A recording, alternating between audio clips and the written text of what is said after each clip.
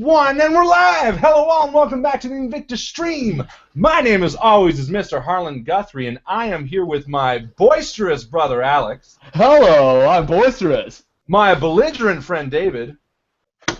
Never been called that before. My brilliant friend, Justin. Aha! And my brutish friend, Mycl. And we are here this Wednesday night with you guys for the End of the World Alien Invasion Game 1! And I am excited. This was a long time coming, let me tell you. And there's a lot of reasons why, but suffice to say, it is here. The Alien Invasion End of the World, the third book in a series of 4 from Fantasy Flight Games. Exactly. I am so excited to be playing this. It is a beautiful book, as with all the other ones in the series, and they look so great on a shelf right next to each other, so I'm excited to have this one. So we are playing that. It is, of course, going to be an 18-plus show. Alex, why is it an 18-plus show? Because we're gonna show our cocks. No, I'm kidding. We're gonna fuck and other swearings. And other swears of this sort. It's what we're going to be doing tonight. You know, we never aim to offend, but we're Canadian, so we do. That's going to be the show tonight, 18+. We are, of course, just so happy to be here. Let me just tell you, it's been a busy week. Followers of the stream will know that I was moving this week, and I had some fantastic help from all of the guys, but specifically Chris and Mycl. They literally lifted what needed to be lifted, and I sat back, you know, with a cocktail, watching. Because that's what I do. Again, cock. There's the spirit of the cocktail. This episode brought to you by Penises. Well, it is the end of the world. It wouldn't be an end of the world game without a lot of gratuitous, you know, potty humor. So penis will be tonight's bad one. Are you guys excited? Oh, Hey. Really am. Let's start taking bets on who's going to be dying tonight, because you never know. I never die, except when snapping turtles are involved. That's true. Fun fact. Oh, yeah. Tonight's adventure is going to be Snapping Turtle themed. Snapping turtle. And I'm dead. Aliens from Snapping Turtle Planet are going to come and be very angry for all this. So yes, this is, of course, we're, you know, all that stuff, whatever the hell I was saying. We're on YouTube right now. Go ahead and like the video if you're watching this on YouTube. It always makes us feel really happy. And Mycl, what does it make you want to do? Well, touch my penis, of course. Exactly! What? Oh, yeah. Can I do a quick shout out to Mycl, too, for his fantastic rendition of science fiction, double feature? For all of our favorite Rocky Horror Picture Show fandom out there, which I gotta say I like about half of the movie with scenes cut out. I love the music. I love the music. The music is great, but I don't think anyone could argue that it is a great movie all the way through. It kind of gets a bit. Alex, would you argue that now? Great movie? No. But did I enjoy the movie all the way through? Yeah, I do. Yeah, no, it is a very entertaining movie, but fantastic rendition, Mycl. Well done. Yes. So yes, if you're watching this on Facebook, please go ahead and like the video. Subscribe for our videos. If you don't already subscribe, please do. Follow us on Twitter. Justin is always tweeting away with his Twitter stuff, making sure to follow back anyone who follows us. So if you're a Twitter person, go ahead and follow us on Twitter. We are at Invictus Stream. And of course, most importantly, follow us on Facebook and join our group, because the group is where all the cool people go to hang out and share stories and ideas and start conversations about various things. And I got to say, this week, well, every week, we do a most valuable post. A post that someone put forth that creates conversation, creates a bit of dialogue, a bit of intrigue. You know, I mean, there's no... A bit of heart.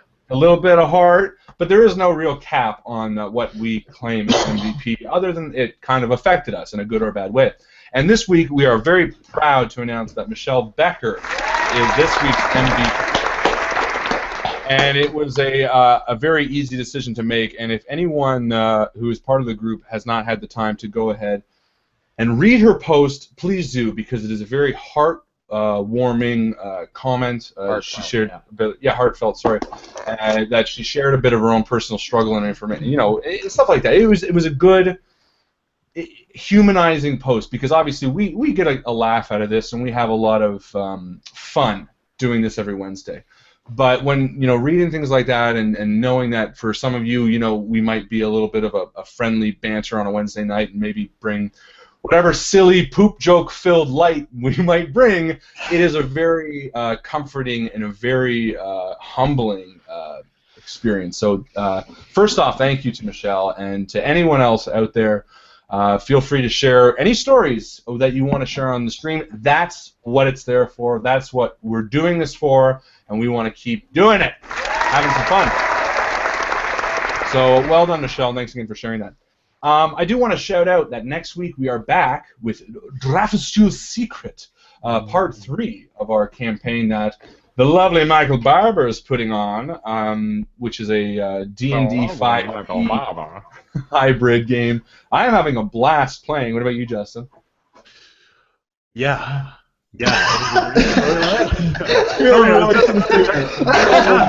Don't go over your line of words.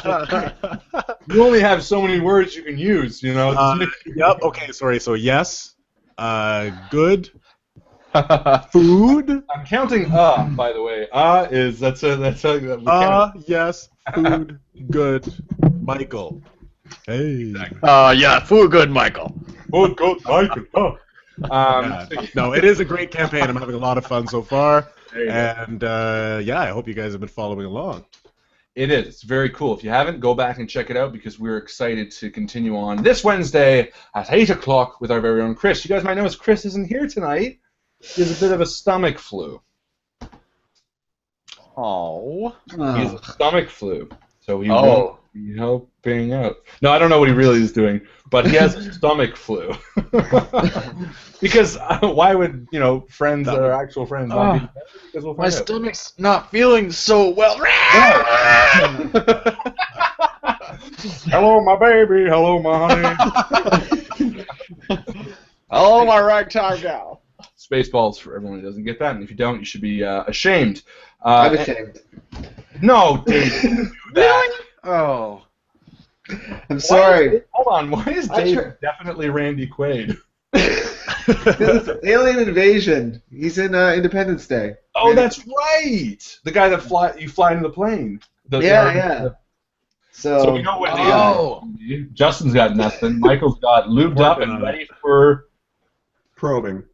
And Alex doesn't have his overlay. I can't get it working. Klaatu Barata Niktu. Anyone in the stream who can comment what this is from, and no, it's not, if you're thinking what it is, it's not what you're thinking. If you can comment what this is from, let's say 5 XP to the first person who can comment with a new post from what this is correctly from, without Googling, guys. Come on. Anyone can pull up the phones and do a little Google, but, you know, let's go old school on this. No, Alex, not what you're thinking. No, Alex, that's not the correct answer. Yes, it is. No, it's not. That's what I was saying. A lot of people would think that. It's actually not. No, it's not. If you think that it's from something, just double check, because it's usually not. Remember the theme. It's aliens. All right, boys and gals. I am ready to rock. What about you guys? Yeah. I am ready to spread. Ready to spread those cheeks.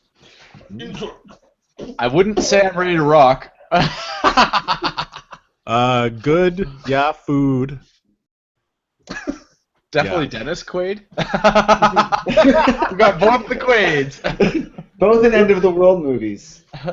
One, yeah. Oh yeah, the Edge of Tomorrow. Day After Tomorrow. Day After Tomorrow. With Jake Gyllenhaal. That's 1 XP to David for getting that. Yeah. All right, ladies and gentlemen, without further ado, let's start this bad boy off right. Because I had to restart my computer, my file didn't save. So we're gonna wing this bad boy. Let's have some fun, shall we? Oh no, my intro did. Chris Viseau and his wife are fantastic with their nephew Julian. And for his birthday today, they decided that along with Julian's parents, the 5 of them would take a trip up to Turnbolt's Family Fun Adventure Farm. It's just up north of here. You guys know it, don't you? Turnbolts, yeah. Yeah. It's a blast. I've been there as a kid. Yeah, advertised for its petting zoo and hay rides and animatronic theater show. It's a Barn blast. theater. Yeah. Everything was planned. Throughout the week, Chris continued to psych up his nephew for their trip, just getting him that much more amped up on the Wednesday trip. But, unfortunately, a stomach flu took the lot of them. All 4, Chris, his wife, and Julian's parents, were too ill to take poor Julian to Turnbolt's Family Fun Adventure Farm. So it didn't kill them, they're just too sick to go. Of course. Yeah. Well, this is real life. This doesn't just kill people from a stomach flu. This You isn't said the 1800s. It took them. He said the flu took them. Didn't you guys hear? Took them out all day. Michael, being the man he is, stood up and he said, "You know what? Julian, little Julian, he's only about, how old is Julian? I don't know. 5? 5? I Question should probably know this as he's my great nephew. Well, he's Michael stood up and said, "You know what? I will take him." And because he didn't want to take him alone, he sent a texty text to Justin, said, "Hey, buddy, do you want to come?" Justin, sure enough, was hanging out with David and Alex that very night, and 4 tickets got filled awfully fast. Because who would? Yeah, we'll go.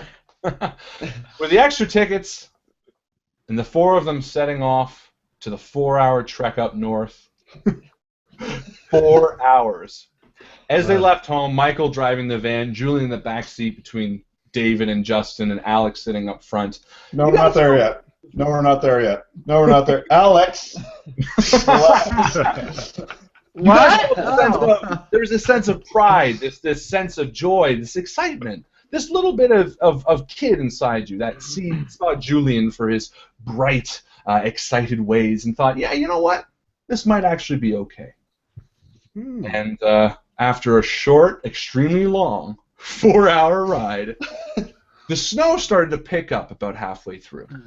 And as you rounded, seeing the sign for Turnbolt's Family Farm, and you pulled into the long drive, Michael, you begin fearing that maybe this storm was going to be a little stronger than you had anticipated.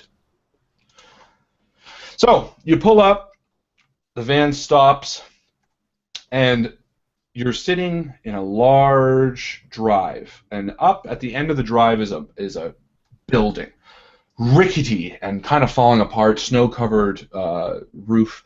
The trees along the farmland stretch out very far behind it, so you can tell there's a lot of space behind it. And off to the left is a big barn a ways back, and behind that, on the top of a small hill, you see a homestead with its light on.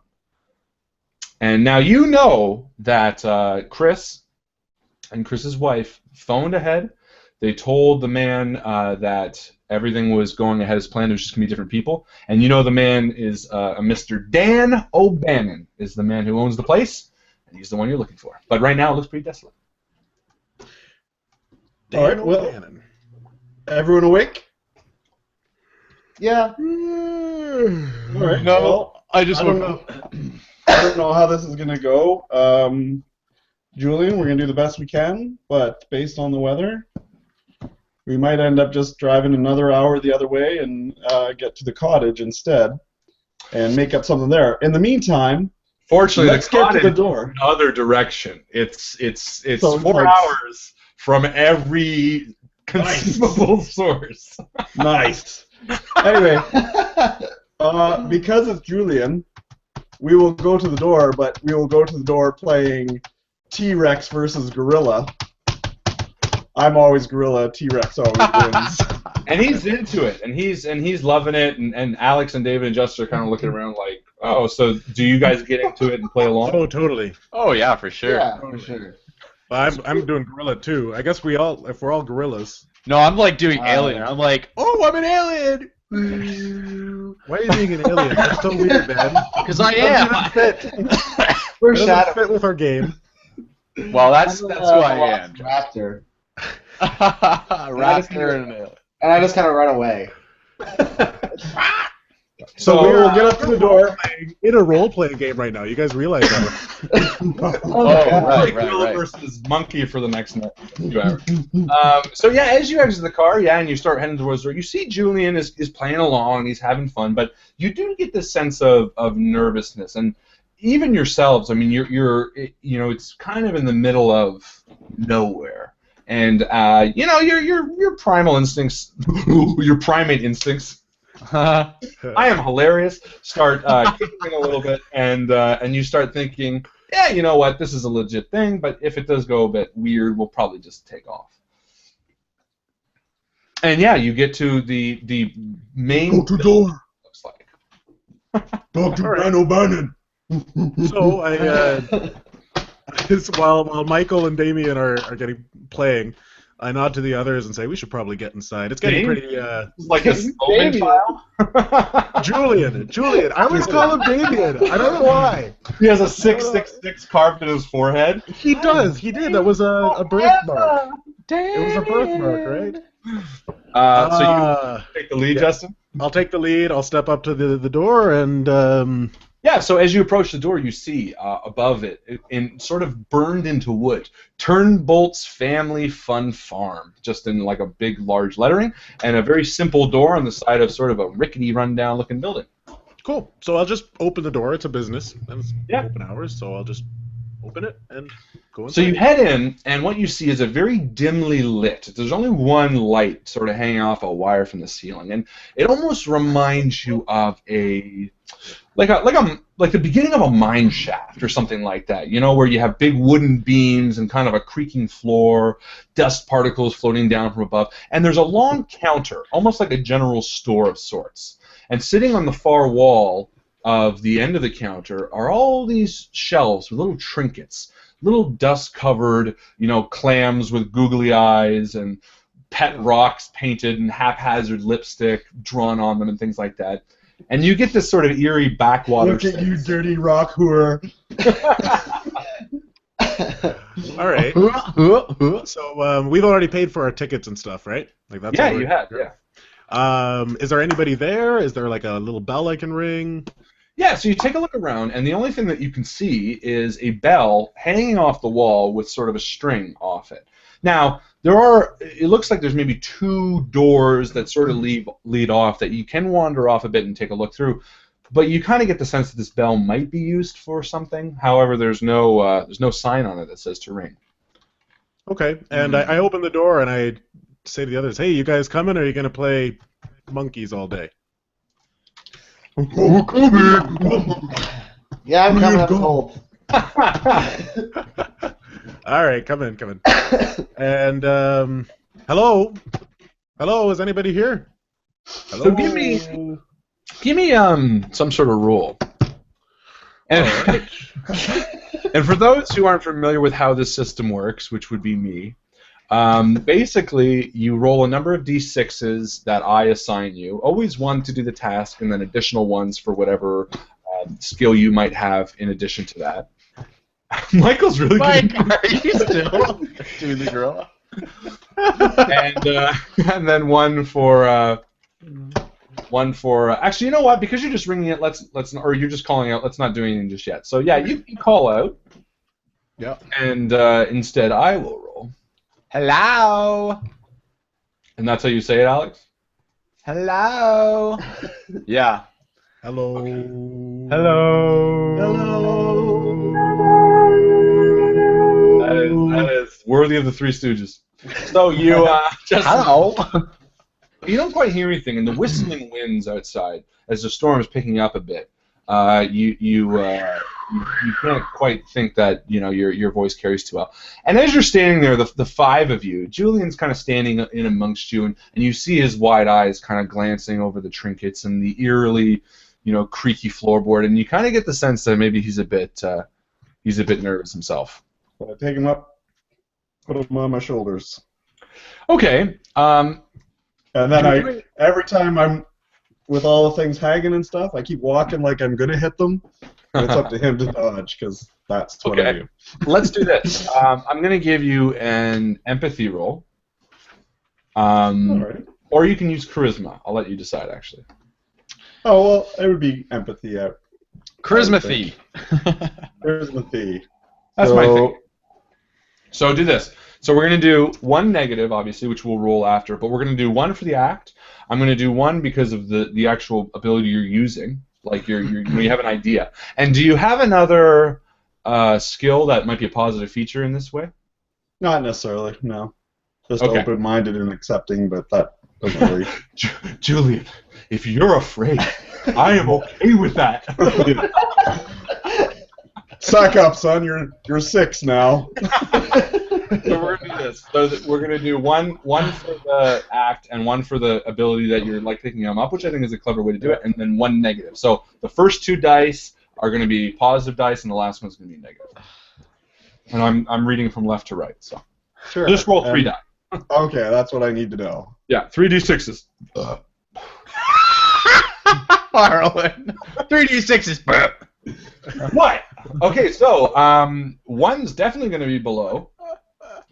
What's your empathy? 4. Oh, so you got 2 successes and I'm one. very empathetic. You're very empathetic. So And that he's okay with this. yes, he doesn't even. You know what? The minute his eyes begin to sort of wander, you snap them back to yours, and you pick him up, and he is whirring like he never even missed anything. But Justin, you've called out, and no, you don't quite hear anything just yet. You're afraid that the wind might be drowning you out. All right. Well, is there any notes on the table or on the desk or?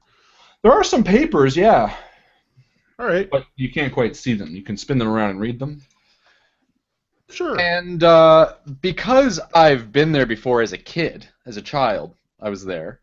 I kind of think I know the place, and I say to the guys, "Hey, they might be in the back, like in the kitchen area, because they serve food and stuff there, right, Harlan?" So you're trying to lie? No. You've never been there. Oh, I thought we You had. thought you had, and then you went, oh no, I never went here. Oh. But you know Yeah, what? That's what I did. Funnily enough, there is something similar that I think Whitmore's Farm is what you're thinking of. What's kind of the idea? No, it doesn't work like that. I make up the rules. Never Well, been. when you started the story, you said we all know the place, and we've all been there. You know of well, you also know of Donald Trump, but you've never sucked his dick. You don't know that. That's You not don't true. know that. We were all in the same party. What's his place called? But it was only the tip. It was only the tip. So no, you've never actually been there. Okay. Is It this seems going like to be a the pretty penis relaxed episode? place. Yeah, it's the penis episode. Nice. That's our theme. It seems like a pretty relaxed place, though, Alex. We could probably walk behind there. Yeah. Kind of like Whitmore's Farm. barn. You ever been to Whitmore's? Yeah. Actually. Seems like it would be. I love Whittemore's.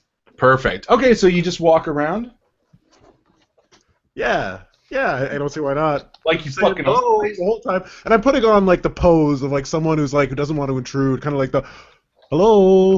like you're always ready to excuse. Like, oh, I'm so sorry. Exactly. Get those hands Like my up. dad when he wanders into the kitchen of a restaurant. Oh, I'm so sorry. I just wanted some vinegar. Hold on. Oh. Avez-vous du vinaigre? Do you have any ketchup? Okay, so you start heading. You notice that the door to the left of where you're kind of walk in looks to be a bathroom. So it's a bit and could be taken better care of. But the other door leads to sort of a long hallway where the left is all wall, but there are 2 doors leading down, and then a far door at the end. So there's a total of 3 doors, 2 on the right side and 1 on the end. And then when you look down the end, you can't quite see anything, but the room in the end looks like it's pretty full of light. Hey guys, I think they're at the end of the hall. There's a big light going on down there. Shall we? I think we shall. And David, you're staying there with Julian, with Mycl and Julian. He's not on your shoulders, hopefully. Hey, random kid. David, what are you doing? I'm mostly just listening and just trying to be a velociraptor the best I can. No, I went out of character. I went out of character. Are you appropriate raptor with like feathers, like actually like correct, or are you like Jurassic Park raptor? No, it would be like Jurassic Park raptor. This is like the third Jurassic Park raptor reference I've made today. Because because when everyone on the group would know, when we invite people to the group or when we join people to the group, I always like to welcome them, and I related that to John Hammond welcoming a new dinosaur. He's like, I always insist on being the first to see them, and that's how I always want to be the first to say hello. Hello, little one. Push. Push. No. Not that that belittles anything, just that it's what I related to. Well, I mean, generally in these situations, if I'm being honest, I generally like to stay back. So yeah, so we know. Kind of your video. What? No, that's fine. No, I generally stay back and kind of follow each other's lead, and then if we start breaking any rules, I say, guys, what are you doing? You're that guy. I'm that guy. Guys. So yeah, I'm just gonna watch. I'm just looking around, making sure everything's going smoothly. Perfect. Okay. So Alex and Justin, you guys are now heading down that little hallway. Yep. Perfect. So I will. Why are you walking like that, man? And I will always lean just enough so that Julian's just about to smack the wall, but then pull back and smack the other wall. All right, so let's make you roll for accidental. Let's roll for accidental smackage. Let's do a dexterity roll, because I feel like you just taunted fate here. It'll be a 1-and-1 plus all the positives you have for dexterity. And I'll turn my eye this way while you re-roll. roll 2 more die. All right. He loses his head. All right. So I'm gonna have to explain that bleeding to his mother, which I'm sure will go over well. Well, you do. Yeah, he does clunk his head a bit, but not bad. Let's do a quick empathy roll. Just a 1-and-1. Roll 2 die. So you smack his head, and immediately you hear this. And I go, look, now you're stronger. Actually, you know what? You succeed. So yeah, you know what? You see his eyes begin to well up, kind of in pain, and you bring him right down. And what do you say to him? That's exactly what I say. Because true story. Julian was running inside his feet on a hardwood floor, smelled face first, and had that moment of, what do I do? And his father looked at him and went, good job, now you're stronger. Okay. And so Julian gets up, fighting back the tears. And then to help Mycl out a bit, I go, look, Julian, and I smack my head against the wall. As you're walking down the hall. So perfect. What, so Julian? And Justin are walking down the hall. Alex is walking like an asshole, like this. And then he starts banging his head against the wall. Come. And as you guys are walking down, you pass the first room, and what you see is like an empty room that looked like it was a bedroom at one point, but the wire frame of a bed is kind of up, and the mattress is kind of up, and the floors are just floorboards, and they're kind of dust-ridden. But it almost looks to you like maybe a child's room at one point, but it kind of, you again get that little tummy feeling where like, oh, I don't feel comfortable here. Yeah. I'm gonna check the ticket just to see if is this really the right date? And it says rape farm, and you're like, oh no! What? Why did we take the rape farm tickets? That's 18 plus. So no, what happens is you guys are walking down the hall, and you pass that room, I'm assuming, and you're maybe 5 to 10 feet down the hall. 10 feet, we'll say 10. Let's be just sure of this. And David, you hear? I'm 15 feet. Oh, this is the warning. Yeah, let's just. You're in for some language, sex, and violence. That's the way it is. And David, you hear something behind you, and suddenly the door swings open. You hear the whistling. The snow blows in, and standing before you is an elderly man in a winter coat and a kind of a toque pulled over down on one ear, and he looks right at the two of you. and with Julian standing there, and he goes, "Hello, how can I help you?" Nothing to see here. We're just came with tickets and yeah. Hi. That is the least conspicuous thing to say for any situation. Nothing to see here. Perfect. That's what I would say. This is what David does when he goes to the bank. He's like, oh yeah, no, there's nothing to do. No. Why is your hand in your pocket? Take your hand out of your pocket. No. Nothing to see here. Nothing to see here. Just my hand. This is really cool. Yeah. Okay, David, give me a charisma roll. Oh darn. Did you circle your stats? Yes, I did, and charisma is low. What do you have in charisma? A 2. Okay, did you give yourself features like positive and negatives? Yeah, so my for social, my features are connects well with others. Okay. But my bad is better second than first impressions. Okay. And you know what? I gotta say, this is so David. So let's do that. Let's do that. That's good. That's Okay, so hilarious. So we're gonna say I'm gonna say the positive with connects with people is gonna negate the first impression rule. So we're gonna say roll 2 die, and the one on the left will be your positive, and the one on the right will be your negative. Okay. So you want to get under 2 in the first. Okay, so no. So your roll for success or not is going to be a 6, and your negative die is going to be a 5. So this is basically what we call a bad roll. So David, I'm going to say based on the positions you're kind of in, because Mike, you have your back to the door, comforting Julian, and David's really the first one. The man does not see the child, and he just sees you, David. And I'm going to say, because of Alex's foolishness, he also sees just the tail end of Alex banging his head walking down the hall. So what he sees is David, this haphazard kind of lie, and Alex walking down the hall of what you're going to find out is his building. And he says, "Who the hell are you? I'm going to call the police." And he walks in. I don't know why he's British or Irish or whatever the fuck. He says, "I'm going to call the police."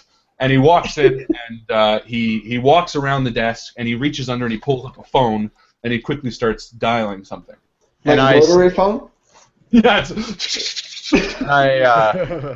Luckily, like it's long for the 9 or the 1. When I get to the 9th digit, you're really gonna be. And I jump in and I say, whoa. We're just having a little fun here. And I get serious now, and I bring myself back down to earth, and I say, we've got tickets here for to come and visit your farm. What's going on? It doesn't seem like anybody's here. Like, we paid for these tickets, and you call this an attraction, and you're gonna call the cops on us because we're in your premises? What's going on? Okay, legit. So I'm gonna say you're gonna get a positive die because you're doing it, a positive die because of you have the tickets, and I'll give you a positive because you are easy to get along with as your features. So I'm going to say roll a total of 4 die. The first 3 will be positives. These are 6-sided, right? Correct. Oh, Okay, your dice tree might not work, though. It's not, but I can see it, and I'm going to be honest. 5, 6, 4, 5. So 5, 6, 4, 5. So the 5 cancels out the 5, and so it's a 6 and a 4. So none of them succeeded, but none of them failed. But I'm going to give you the credible, tangible tickets as an aid, because really, regardless of whether he believes you or not, so long as he doesn't believe you, all you have to do is hold up those tickets. Which It's true. Wait, who has them? Michael.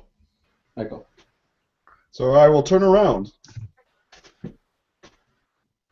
Hi.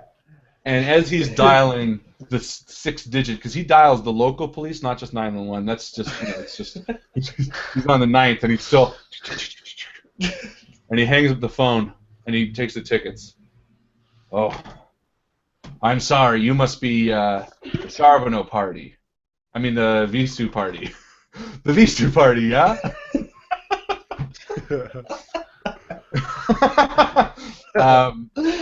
Yes, I apologize. And Absolutely, you see now that the snow he's tracked in. And David, as you're standing there, you kind of glance aside. There was a shovel, and he was just shoveling around the house. There was a walkway, I guess. Oh, okay. He says, "Apologies.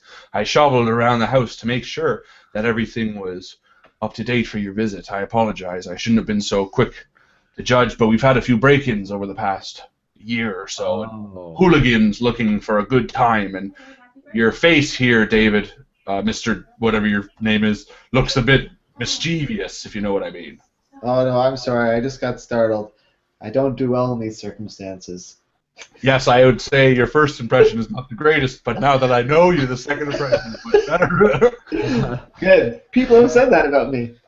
So, Justin, are you back down the hall too now? Yeah, I'm back down the hall, and now that things have settled down, I introduce myself, shake his hand.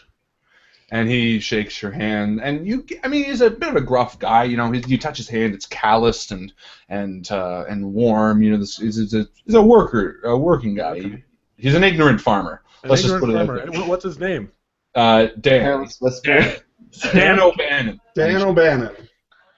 Dan O'Bannon. And he shakes your hands, and he says, "Nice to meet you." And you get this sort of gruff sense until he reaches his hand out to shake Julian's, and you can see this warmth, and you can see that he genuinely loves doing what he does with the kids. And so that sounds terrible, but he really does love kids. And he kind of says, "What's that?" Oh, I was just going to say, go ahead. I was just going to say I really appreciate you taking the time because I know the weather's not good and still having us up. And he kind of, not in a rude way, but he almost disregards you, and he kneels down to Julian and he says, "Are you ready to start some fun?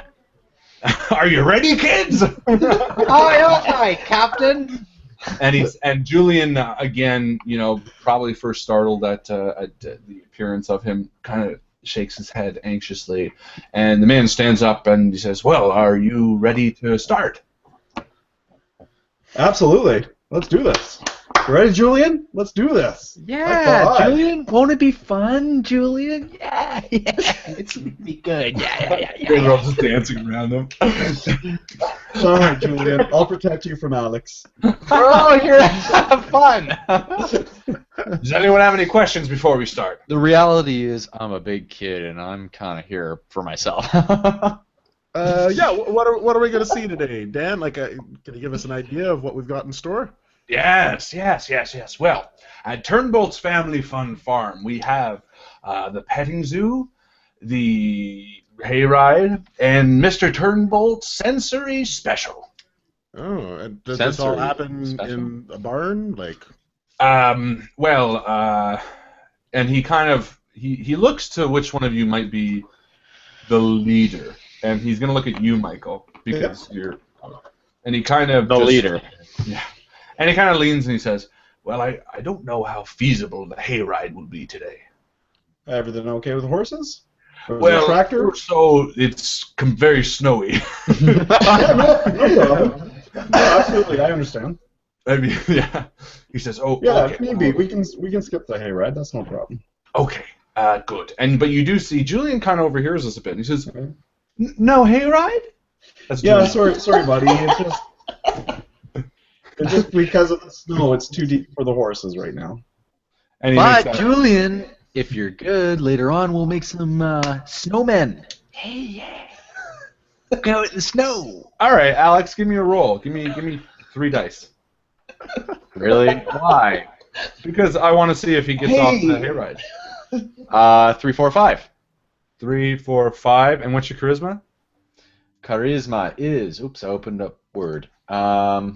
2. No, so you. Charisma's 2. So he kind of just gives you a frowny face. Frowny face. Well, he's 5. Who just turned off Skype? Didn't that sound like Skype? That was me. That was such a Skype exiting sound. So he just kind of gives you this upset face, Alex, and he kind of turns back to Mike. And, you can tell he's upset, but he's a kid, he'll get over it. Yeah. So Dan walks around the thing.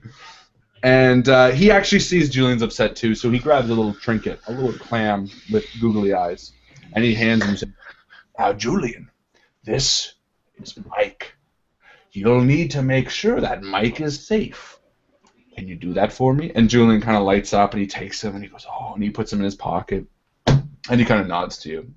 He says, "I'll bill you after." He says, $23. And yeah. He kind of nods and he says, "All right, let's go." And he does kind of say, "The little one might need some gloves. Do you have gloves for him?" I would imagine we would if we knew it was snowing. And we were further up. So absolutely. Excellent. So he leads you outside, and now that you're outside again, the car is already starting to get a bit snow covered. But it looks like just go lift the wipers so that when we come back. You walk out and lift the wipers. Yeah. The responsible Canadian thing to do. By the way, we got snow today. I was just going to say, for anybody that's south of here who doesn't have snow in April, yes, we have snow in April. Yeah, it was snowing today, and now I think it's raining. At least where I am. Where Justin is, it could still be snowing. I think it is. There you go. So we are those types of Canadians. Anyway, we had a 40-car pileup on the way back to Barrie. Was there actually? Yeah. Well, it looks like we got some traffic piling up. This is the news from Sunday. Perfect.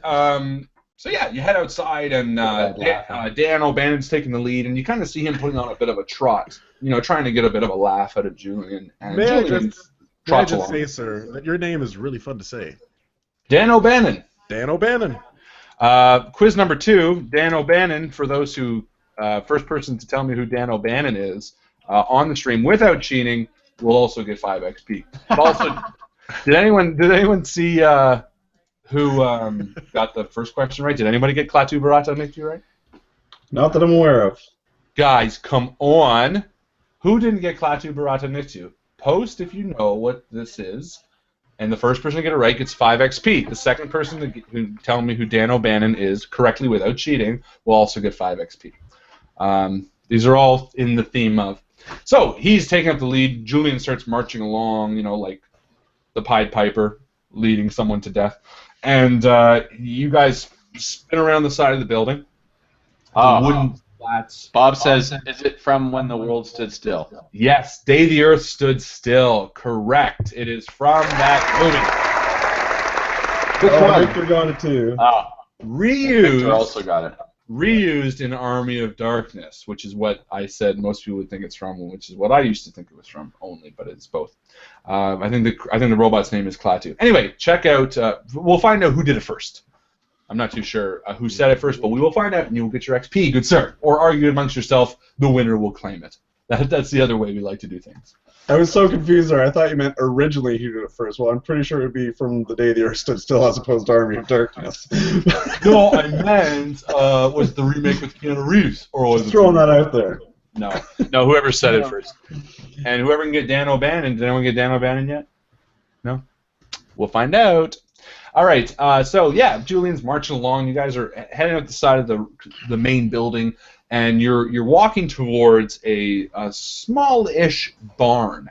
And as you're doing, you see the building that was kind of up on the hill with the lights on, and there's a bit of a path carved through, and you get the feeling this might be his house because there are lights on, things like that. And past the big barn, or the smaller barn that you're going to, is a big, massive barn. But he's leading to the smaller one at first, and you can already see the door kind of creaked open a little bit.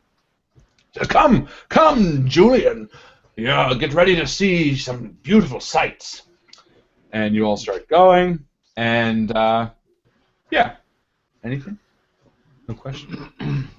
No questions? No questions? No. Is the storm getting worse? The storm is slowly getting a bit worse, yeah, but for now it's light. Not enough to, scare you. I feel like you've mentioned this already. What time of day is it? I just want to make sure. You left at 8, 9, Okay. 10, 11, 12, so now it's 12, and then we're waiting around for noon, 10 minutes, yeah. It's noon, but because it's so overcast, It feels a little bit like it's evening.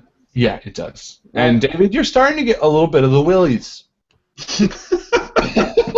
And that's another penis joke, because you got little willies. That's what they call them. I'm a little concerned for how the night's gonna go, and I have this general sense of unease about why it's so dead and why he was so kind of alarmed to see anything. Do you mention this to any of the guys? So I'm walking and I'm just kind of going like. Alex is behind you. I asked Alex, like, so how long are we staying here for? Probably a couple of hours, because we're gonna see like a dog show. I think they have a dog show or like something like that with horse. Oh look, there's a horse in the snow over there. Oh. Alex is drunk. Just fooling around. And drawing. I drew a picture of the scene. If you Let's guys want to see see it. I have to. Just so we can. So your dice doesn't work and your overlay doesn't work, but you're drawing. Yeah, that's it. That's what I pictured. To that There's the level of barn. quality. Beautiful. And there's the house up on the hill. Yeah, but I want a bigger barn in the background too. Oh, a bigger barn in the back as well, in the background. So David, do you say any of your concerns to Alex? Do you kind of share anything? No, not really. I just kind of get one of those looks on my face like I'm not the happiest, and I I want just to be a scaredy cat, you know. yeah, but I just kind of scan the horizon as this like, my stomach is doing very slow back. So. Fair Yeah. enough. And your penis feels a bit chilly too. No, it feels pretty good. Well, we haven't said penis in like 20 minutes, so I figured we better throw it in there. A lot of penises. Penises, guys. So, you get to the barn door, and Dan O'Bannon kind of pulls it open, and it already scrapes away some of the snow that's fallen. And immediately you get this sense of, you get this smell, and it's like... That's a barn. A barn, but it's also a bit sour. Like an uncleaned barn. Like, I was in that tab. Not so much that you're like, just like, that's not that nice hay smell. And as you enter, you see stalls on either side. One large one at the end, a few smaller stalls, and then the whole right side is basically one large stall as well. And as you enter, you see the same sort of embroidered, burned-in sign, Turnbolt's Petting Zoo. And he kind of walks in front of you and lays out his hands like rolling at the red carpet and says, "This is the petting zoo. On the right you'll find the goats and the sheep, and they're awfully fair, so don't be too afraid to approach them." So wear the rubber boots and Velcro gloves. And he says there's some seed in the trough that you can feed them with. There's some grain, and they'll eat right out of your hands. Don't try to feed the horses, or they will bite off your fingers. And he kind of says it with a bit of a joke, but you can tell he's being dead serious. And actually, that's happened to me as a kid. Really? That did actually happen. I tried to feed a donkey, but I didn't open my hand, and it just bit right on my fingers. Jesus! Yeah, See, I was always afraid of that. I really was, and I thought to myself, "Oh, that's never gonna happen." It happened to me. Perfect, Alex. That's perfect. And actually, he does say, and in the far back, you'll see a small swimming pool with snapping turtles. Make sure you don't feed. We gotta go. Just be aware of that.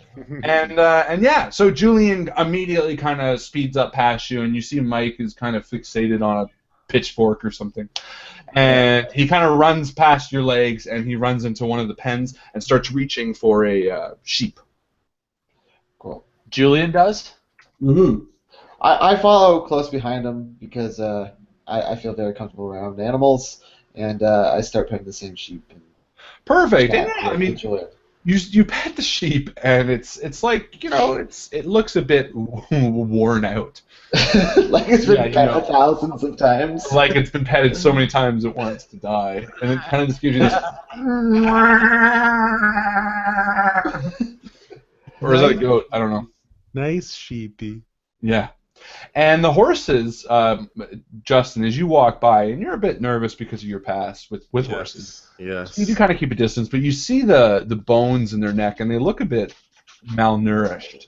Oh. Any of them have that broken back thing?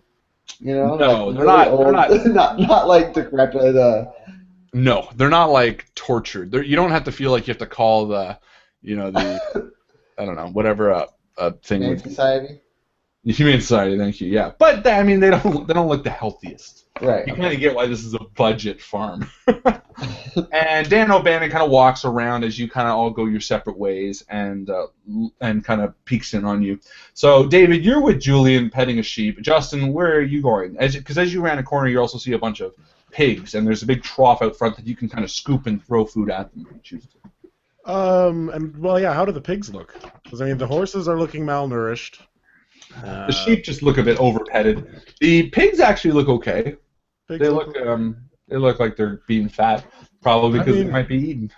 I am a little concerned for the horses. I mean, they're probably just old or whatever, but I'm usually the type of person to think that people are doing things wrong, and then I can do. You're not doing that right. You're not doing that right, doing Kind of, yeah. Well, don't you think you should be feeding those horses more? Like that's kind of me. So Dan does walk over to you, and he kind of says, "Oh yeah, feed those pigs," and he kind of reaches over and scoops some and tosses it in. Do you have anything like this for the horses? And he says, "Oh, those horses, yeah. No, they get some hay if you'd like to feed them." Hey. Well, no.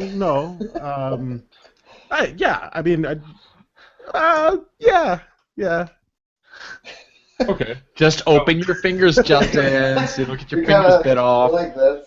You too, Julian. Make sure you hold your hand open. So that And, don't bite your make sure you fingers. tuck your fingers in so there's no dangling carrots. I'm at a point now, you know, and I'm not afraid of horses, really. I know they're powerful and stuff. These ones look kind of weak. I'm not afraid of horses. Roll, Justin. Roll. I gotta, hand them the. I'm not afraid of horses when I have nothing to lose. Exactly. Only a die roll.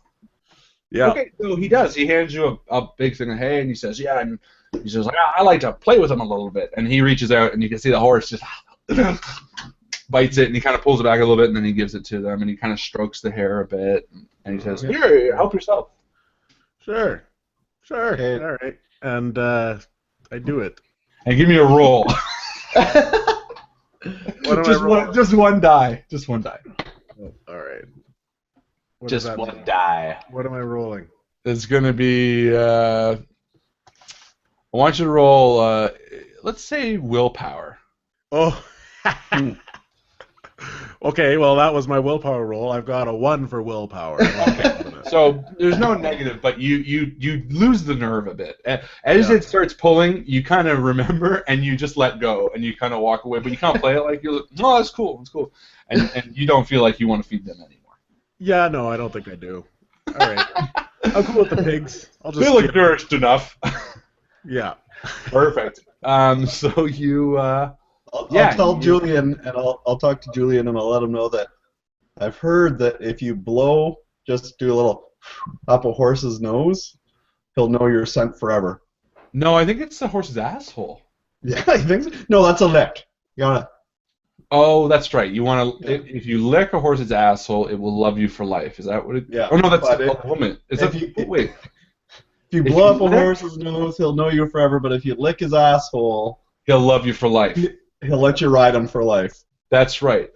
It's either horse or person. I can't remember the adage. Anyway, so God, I don't know any of these. so you spend a few minutes here, and Julian's excited, and you can see him getting amped up, and the fears that you guys had are gone, and you feel warm in this bar. You know, it's well lit and stuff like that, and as much as the outside is whatever. So you spend a little bit of time in here, and eventually Julian's eyes start wandering. You can tell he's starting to get a bit bored because he's seen each of the animals.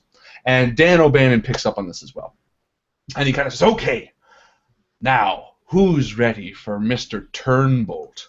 And Julian gets excited. Now, Chris, unbeknownst to you, had been hyping him up all week, telling them about Mr. Turnbolt's circus or family farm and things like that, and showing them pictures and videos and things like that. And Mr. Turnbolt is an animatronic sort of character in an event that they put on here. So without any any hesitation, Dan O'Bannon pushes open the back door, and again now the snow's getting a bit farther, and it's only a short walk to the big barn. And he says, "Come, come!" And he starts walking. And as he kind of waits for you to walk, he kind of stops you, Michael, and says, "We should probably push on quicker because the storm looks like it's picking up a bit." Fair enough. So I'll scoop up Julian, and we'll fly there. There you go. And so you do. You lift off the ground and you fly, and then you realize you're messed up on drugs, and you get scared, and you come down, and you wake up in a bathroom in Quebec, face down in a pile of your own vomit. No, but you make your way there to the other barn, and these doors are much bigger, and they look like they're built a little better. and written on, and you're now much closer to the bottom of the hill to the house. In fact, it's only a short walk now up the hill towards the house, and you've actually trekked a fair distance from the car and from the original building now, between the two buildings and stopping. So he opens it up, and immediately you feel the warmth of the building, and it smells a little better. It smells a bit like oil and things like that, like metal machine parts. Cool. And he opens it up, and he says, "Welcome." And he steps inside, and instead of being open to the barn, you see a set of red velvet drapes. I'm Mr. Turnbolt. Exactly it. Welcome to Johnny Cab. Where would you like to go? Get out of my way. It's just a joystick for some reason. I don't know. It's just a joystick for some reason. So you step in, and it's a red drawn curtain. Just in a small room. Like it's not, it doesn't not say. He just steps inside, and it's warm, and he says, "Okay." And you see again one of those hand-carved wooden burn signs, Mr. Turnbolt's sensory special. And he says, "Ladies and gentlemen, give me a moment, and when the curtains, or when the curtain opens, come on in and grab a seat for the experience." And he pops through the curtain, and you're kind of just standing there for a minute, and then a minute 30, and you realize it's kind of taking a bit of time. Those animals are really cool, Julian. Eh? Did you have fun? You like those? And he's nodding. So sincere. And I'll impress him with my magic tricks while we wait. What are your magic tricks? Let's see. What? I like to do this one. Look at this. Look at this. Oh my God! It's done. That was actually pretty good, Alex. Oh, thanks. Do it again. It's easy to do. It's easy to do here on the stream. Yeah. Like that. Oh, look at that. That was less believable. I never had it. The curtains suddenly begin to rustle a bit, and you hear a sound, like sort of a starting of a crank. And the curtains draw, and these big spotlights come on from above. And what you see is sort of a big empty hall with all these empty seats. Big, long benches, with no backs, just where kids would kind of sit, made out of half logs and things like that. And then you see the stage, and on stage you see this figure holding a guitar with wide eyes, kind of leaning back and forth. And he starts singing, "Come on down, kids, come on down now, come on down, kids, come on down now." And you're all like, but Julian, holy shit, you have never seen him so excited. And he goes screaming down the aisle to the front row seat, and he sits down, just wide-eyed, staring at the shitty animatronic thing. So I'll go follow him. Yeah. I sit at I sit down, but I sit at like the seat closest to the door. Okay. If the animatronic thing scare you. No, I'm just not a fan. You're a what? Just not a fan. It's not aiding in my unease. Let's just put it that way. Not helping out. That's so funny. Oh, sorry. I want to just address this real quick. Aisha said, was she wrong with the Army of Darkness thing? The Klaatu Barada Nikto was used in Army of Darkness, but it's not from Army of Darkness. Army of Darkness took it from Day the Earth Stood Still. And that's why I said it's not what you think it is, because I would think that the majority of the Invictus stream is probably more fans of Army of Darkness than they would be of like classic sci-fi movies. Sorry, I just wanted to address that so you didn't think I was ignoring you. Leave it up to Harlan to try and throw us all off. Well, because it wouldn't make sense in Alien Invasion if I had an Army of Darkness quote. Otherwise, I'd say, "This is my boomstick," or my boom dick. Okay, so you guys start moving up. Alex and Justin, you're the only two that haven't found a seat yet.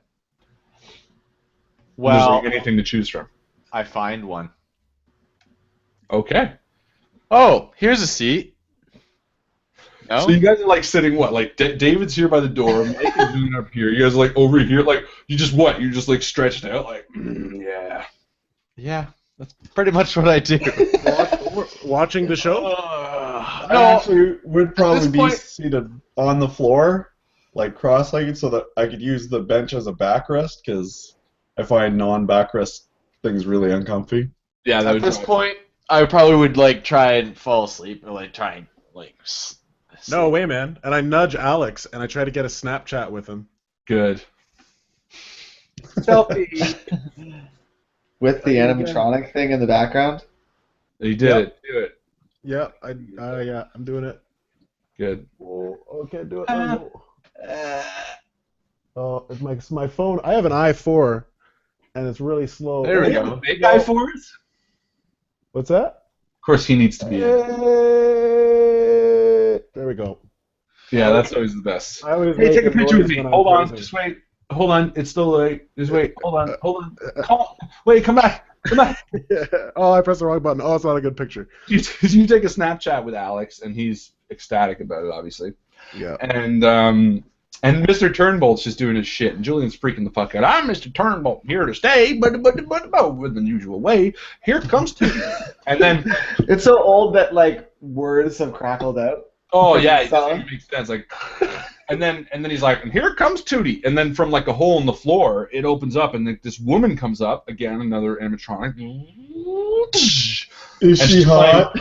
She's so hot. They're all mice, by the way. They're like massive mice. Is she Right. hot? Because it's too tough to make them, real. But she's a hot mouse. She's hot. And she's like, Maybe equality. she's playing a little clarinet or something, and she's like, my name's Tootie, and I'm here to play every day. And then she's like, and here comes Tugger. And then another one comes up, like playing like a bass guitar or something, or like a bass, stand-up bass. Stand-up bass, or like one with like a string on a pot. It's not even strung. It's just like the thing. He's just moving his hand like Oh, this. Like, my name's Tugger, and I play the bass.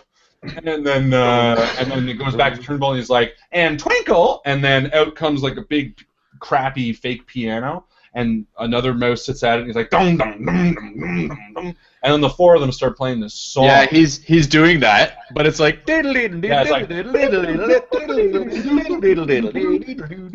it's just driving you nuts because this thing is so long.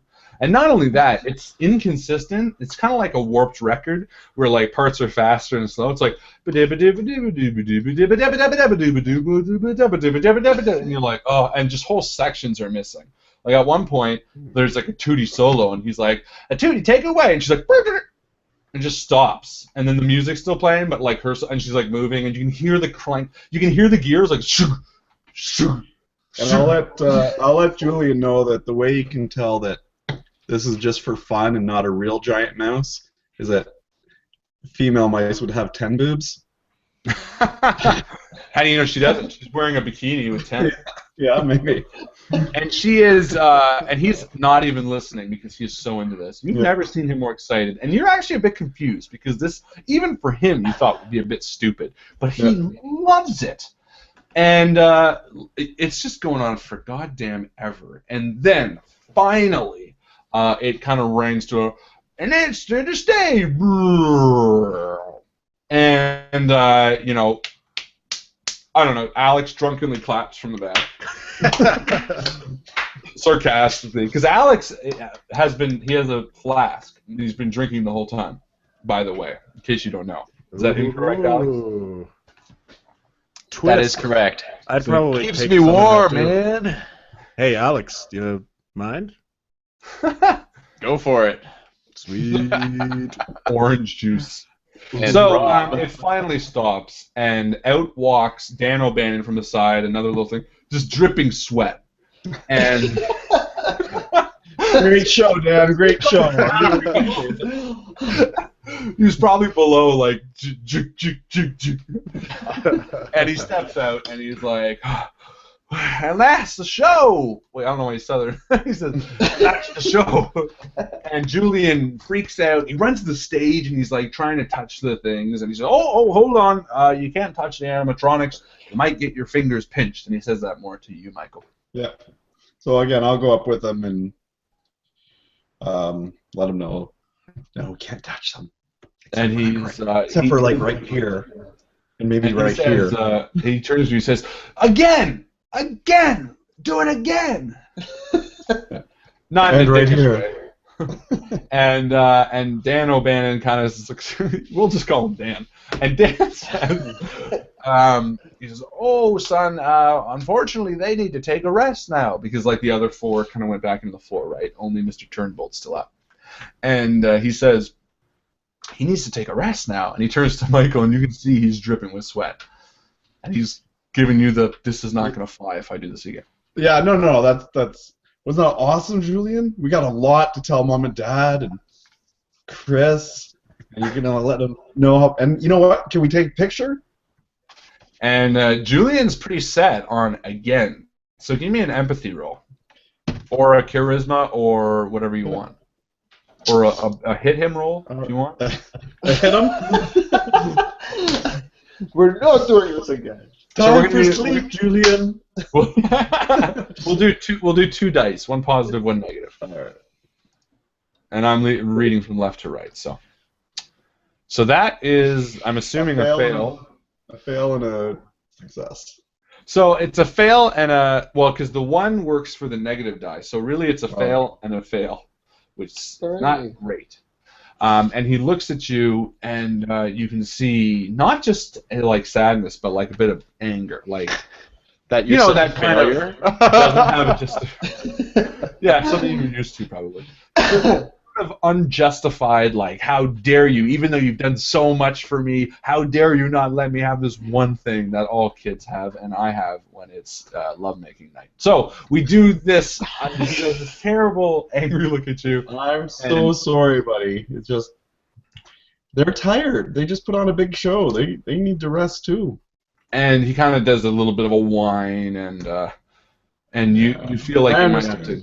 I want to see it again so bad. Maybe we can come back again sometime, but for right now, they need to rest. It's tough performing. And Dan starts making towards the door that you guys came from. Yeah. But let's see what else we got. Justin. Sorry? And he walks past you, and he says, "Did you enjoy the show?" Yeah. Actually, I got some footage of it. I don't know if you want to see it. Do you have Snapchat? You can follow my story. Snapchat? Yeah. Have you seen one of these before? Yeah, I know what a phone is, you asshole. He pulls out his iPhone 6. Oh, you haven't heard? Okay, so you haven't heard of Snapchat. Okay, so it's an app. No, I don't need Snapchat. He walks past. Rude guy.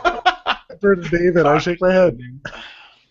Anyway, so he walks out and he goes to the door. Through the red curtain again, and it's just the five of you left in the main kind of room. So is that it? Are we done now? Because I wouldn't mind going back and seeing the animals again. So he's through that little red curtain. He's actually left now, but you can follow him and ask. Wait, so he didn't even like say that's the end of the tour. He didn't say anything like that. He just kind of went left. You could kind of tell he was like super exhausted, and then Justin kind of said, not a rude thing, but he just kind of like he wasn't really in the mood. You think he's probably going to get some air because it's like pretty stifling. It was hot when you walked in, and you can't imagine It looked like he might have been on like a bike for like, and it was like maybe a half hour, 45-minute show. He's probably just like tired. He's like super in shape though, this guy. He's got like a runner's high. yeah, he's all messed up. He's just gonna come down. No, but he is out the way you came. All right. Okay, so do any of you guys mind if we go back and see the animals for a bit? Well, how's it looking out there, Mike? Yeah, maybe we should get going, guys. It's pretty snowy out there. Yeah, it's gonna be a bad drive home. I'd rather get a good start on that, especially because these roads don't get plowed very often out here. I bet his wife doesn't get plowed very often either. Oh! Hey-o! So Julian is actually still on clutching the stage. He didn't hear that comment. No. He wouldn't have got it either. All right. Well. All right, so I will scoop Julian up, and To let's his go fly. So he whines as you do it. So he's like exactly that. I know it's terrible. I'm a terrible human being. Yeah. And you guys don't really care, and the three of you kind of go up. And as you leave through the red kind of curtain, you see Mr. O'Bannon, and he's at the door, kind of wedging it open a little bit. And he turns around with kind of a look on his face. He says, "It is very bad out there."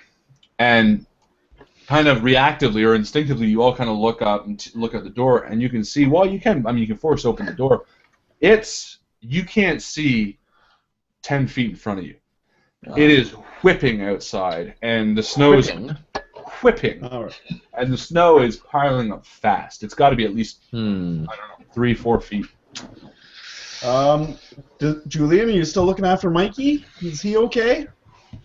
And he's like, "Oh, hey, try that. Yeah, let's do an empathy roll for that. That's not bad. All Who's right. Mikey again? Roll 3 die. 3 die. Who's Mikey again? The little clam with the thing. Oh, yeah. Thank you. So the 3 cancels out to 3 because that was the positive and the negative. So the 6 is your only positive die, which does not make it. But I will say, while he is not happy or anything, he is distracted, and he pulls it out of his pocket and he kind of just looks at it. Okay, good to see you still got him. That's really big brotherish of you. Evie's a very lucky little girl. Must be a good big brother. That's the youngest. That's Julian's sister, FYI. Thank you. He turns around, Mr. O'Bannon says, I don't think it's safe to drive in this. Well, do we have winter tires on that? Of course. You're Mr. O'Bannon, don't you have a tractor around here? I'm starting to get annoyed at this point. I don't know if you guys can tell. But I'm a little bit drunk. It's like, what night? It's like a Tuesday night or a Wednesday night? No, it's only afternoon. It's like Wednesday afternoon. Right, so that's normal. Okay, so 3 o'clock on the Wednesday afternoon, wasted. Yeah, okay. Well, I mean, you just had an animatronic show thing. Dude, Yeah, I was gonna say that increases the. Don't you have like a tractor or something we can plow? Plow your driveway with and get out of here? Because once we get moving. That's what I would be looking at the van, and whose van did it have snow tires that we borrowed? Because I spent like 4 years up in Thunder Bay, 4 years in North Bay. I'm quite relaxed on like crazy winter drive. Yeah, Remember the winter we had the army come and plow out Toronto? Yes. Yeah, I did a drive from North Bay to Burlington. And that was some of the easiest winter driving because no one else was on the road because they were all off in the ditches. But I made it in pretty much normal time.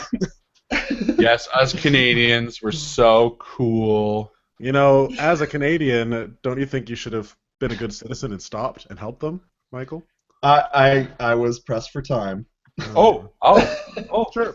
I see how it is. So it's always good to be Canadian when it's not. It's always good to be Canadian when it's not. I don't know. I was half listening. So he says, "Yes, I have a tractor. I can get you something." And he says, "Okay, I know. There's a tractor behind the house. What I can do is I can follow it down, and I'll need one of you to help me, and we can shovel it out. But for the time being, come to the house. You can warm yourself by the fire so that the little one isn't out in the snow." Sounds good. Yeah. So he needs a little help pushing the door open. Sure. Who's the first one to step up? I'll step up. Look at us, eager folk. I see David stepping forward too, and I'm like, hey, man, if you want to. No. let's both do it. I mean, I'm the first to jump at shoveling snow, but maybe maybe not being one-on-one with Mr. O'Bannon here. Maybe he just wants a friend, okay? I want an adult. Meanwhile, he's standing in the room. If you've only got 2 shovels, Meanwhile, Alex is just drinking from his So, perfect. So, he pushes it open, and he says, come quickly. And you go out into the whipping snow, and while the snow is very thick, light seems to be making an awful impact. You can actually see the windows through it, and it's just because of the overcastness and the thinness of the snow. Visibility in front of you blends sky to ground, but light through it is shining pretty well. Which is quite nice. It's called a very rare thing to happen for the story. So you're walking through, and he begins walking up. I drew a picture of the situation, actually. And suddenly you hear a rumbling. Oh. And I go, is that the tractor? And he says, what? And this rumbling, you feel it within your stomach. It's something. This is Alex on the blank page. You feel it. It's as if it's in almost, the earth itself. But quickly, as if instinctively, you turn and you see something falling from the sky. That's right. It's alien invasion. Don't worry. An hour later. I'm sure everybody was thinking it. Great. Like, they're doing a everyday role play. I didn't expect so many questions. Okay. You see a streak of light burning through the sky, bright, and you can feel it everywhere. And a massive comet is falling straight into the field.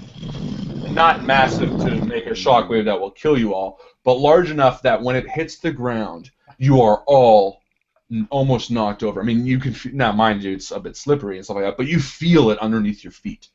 Now, Julian, I'm assuming you're maybe holding him, or how are you? Well, I think we would have been in by the fire.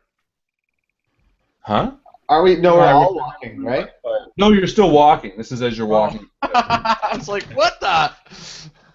So basically, whoever's walking sees this, and it hits the ground with such force that you feel it underneath your feet. I feel you kind of lose a bit of footing, and Dan O'Bannon, leading the pack, just stops, and he turns towards the field that it lands in, and you see a cloud of dust and debris kind of fly up.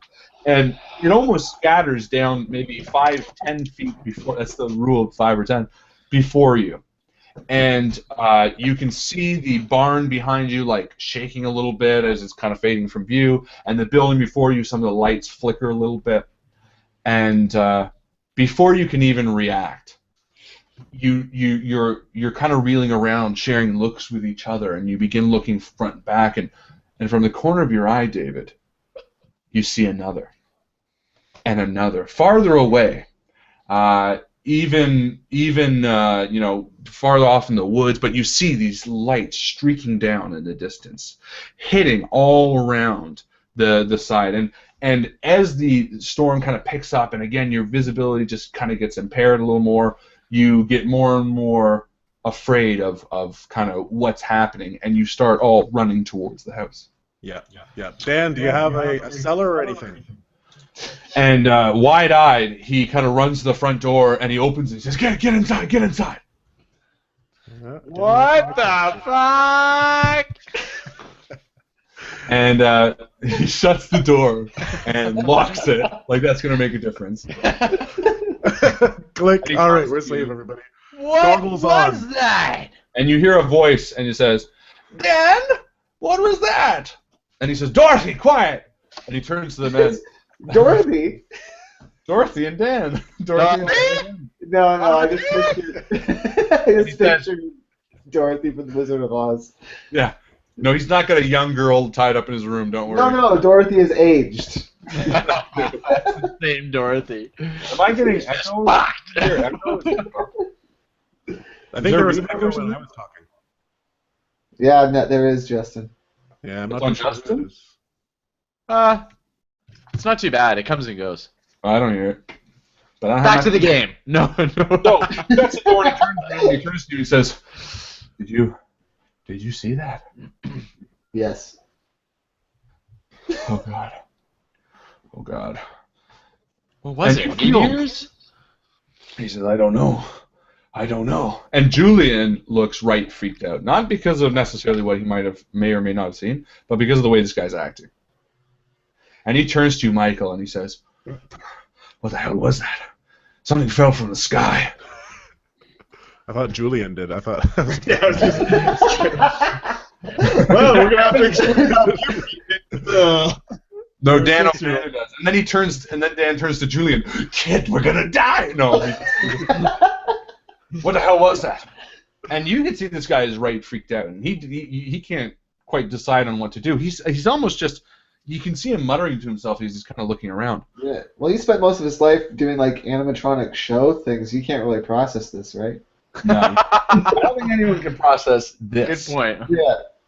Well, again, is it like basically all we saw was a meteorite, right? Exactly. Hit Okay, the ground. so again, let's not freak out. Let's just accept that we had the huge ass meteorite, like larger than probably been in the last million years, just struck down. And Yeah. Not the size of a house, maybe the size of like a car or something. I don't it's still a huge one. know. Oh, to it's be massive. hitting. Don't get me wrong. I'm not trying to lessen the impact, but it happened. Ooh. So as you say that, Mycl, in a logical tone, you all kind of rush to the window that you saw, the window facing it, and you can't, again because of the storm, but you can see the light, the glowing, red hot light, permeating from the crater that that was made when the meteor hit, and it's ominous in the snow white of the midday. Any idea? Any judgment on how far away it is or that sort of thing? Let's say this: it's far enough away that an impact of a crater that side wouldn't kill you. Yes. So somebody do the math, and that's how far away it was. Yeah, no, it's cool. I was more just thinking along the lines of like turning on the radio or calling 911 and just reporting what we saw. Well, you can, and then David turns to the group and reveals what he saw. David? Did you guys see all the other ones? I mean, off in the distance, there was just everywhere. Well, meteor showers happen. I'm sure this is the first time, but we should probably get in the basement because I feel like this building is not made of the strongest material. I think we should go out and investigate. All right, so we'll split into two Okay, parties. Scooby-Doo. I'm going to go to the basement. Yeah. Do you have a basement, Dan? Is there a cellar somewhere that we can lay low for a little while? So you turn back, and Dan is Preferably actually under a staircase. he's actually just crumpled up against the front door, kneeling.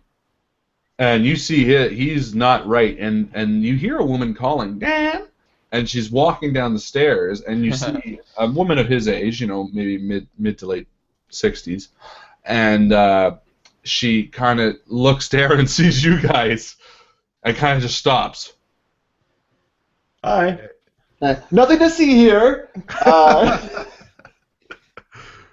Hi, how are you? And she kind of just, good. Are you the party Dan was showing around? Absolutely. My name's Mycl. Porkle? Mycl. Oh. Justin, this is David and Alex. And this is Julian. And she kind of walks down, and she kind of nods, but you can see she's really, on Dan. And she walks down, she kneels down next to Dan and says, Dan! Daddy! Dan! He seems pretty startled by the meteorites outside. I don't know if you've seen them. And she We're getting turns to you. Meteorites? We're getting a bit of a meteor shower right now, and I was just in the middle of asking. It's perfect that you come down because we're looking for a cellar somewhere that we can go just in case a small meteor puts a hole through the wall. We just want to be careful. So I think it's a good idea to find a basement if you've got one, miss. So as you're standing here, you feel that the ground quake again. Just like, kind of shakes through the whole house, and things start falling off the walls and smashing in little pots. And Dorothy kind of looks around, freaked out, and she climbers onto Dan, and you can see Dan kind of snap out of it a bit, and he puts his arms around her too. And after a second, the quaking sort of just kind of quiets and trails. Now, is it a single story or is it a 2-story? It's a 2-story house. Farmhouse. Okay. So what I would do then, since we haven't got an answer, I would look for the stairs, see if there's a cupboard under the stairs, and that's where I think I would make sure that we go with Julian. There's like a small boy. Yeah, and Julian is proper freaked out now. Yeah, I was like, I don't know. I got it. It's really scary. It's so shaky. But we're gonna go where it's gonna be the safest. And he says, "Is it safe? Is it safe?" It's gonna be the safest place. And, it is. And I turn to them and I say, "It's like a big game, Julian. Life is a meaningless game. It's all fun." Dave the nihilist. So as you kind of start looking around, you open the cupboard door and you see Dan slowly stand, and he's still white as a sheet, and Dorothy's still kind of clinging to him, tapping his chest, and he says, "The cellar. Yes, the cellar." And the second quake sort of shook him a bit, and he walks past to the kitchen, and there's a door to the kitchen and the wooden steps leading down, and he reaches out and pulls the string. And you can see the swinging light bulb and the dark basement kind of going down. I'm going to suggest we go down there, because if these meteors are causing this house to come down, we should probably be out from underneath it. Yeah. I'll go first. Okay, so I sacrifice myself in case there's zombies or anything down there. Just put that out there. Wrong game.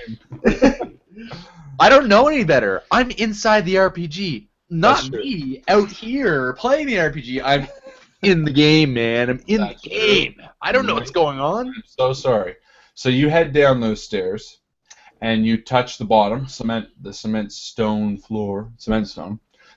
floor of the basement, and you can't quite see much past the lone light, but you turn around as your face just is kind of illuminated at the bottom of the stairs, and they're all looking down ominously. Now, are there any tables or anything in the basement? In the basement, and he kind of looks at you and says, "No, just cellars, just shelves, and actually, I think there's an old table down there. Yes." Okay, so that's where Julian and I are gonna go. We're gonna go under the table in the cellar. And Okay. if we can put the table under, like if it's an open stairway, we're gonna go put the table Okay. under. So Dan heads down right after you, Alex, and he coaxes Dorothy before anyone else can go. He gets her down, and Dorothy follows, and then Mike, you pick up Julian and head down, and Justin, you just stay up there. Yeah, you know what? It was my idea to go down to the basement, but I think that I don't want to anymore. No, I will go down as well. Yeah. As it- And then, yeah, as he's coming down, as long as Julian's under the table and everything's looking good, I'm also gonna see if I can clear away any glass and all that sort of stuff and put it over on one end. Roll there, Michael, because here's what happens. You get down there, and you're all kind of at the bottom of the stairs, still clinging to the light because you can't see anything. There are only small windows, and with the overcast, it's not creating much light in the basement. So, as you kind of all hover around the bottom of the stairs, Right. Dan walks out and pulls a single light bulb, and immediately the basement is illuminated, and you see it's a massive basement, a cellar, I should say. There are long walls, and actually. Sorry, no, there are no windows. Sorry. There are no windows in the cellar because it's a traditional cellar. There's only a walkout to the outside, which is actually barred with things. There's a lot of, and he kind of says, yes, there's a table over there in the corner, and there's but where you are right now, the light only reaches so much. You can't even quite see all the other trinkets and things like that down there. Well, we're gonna use the phone.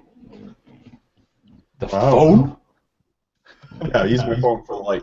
Wow. Oh, that's- your phone. Okay, yeah. You sound like a god, Michael. I am a god.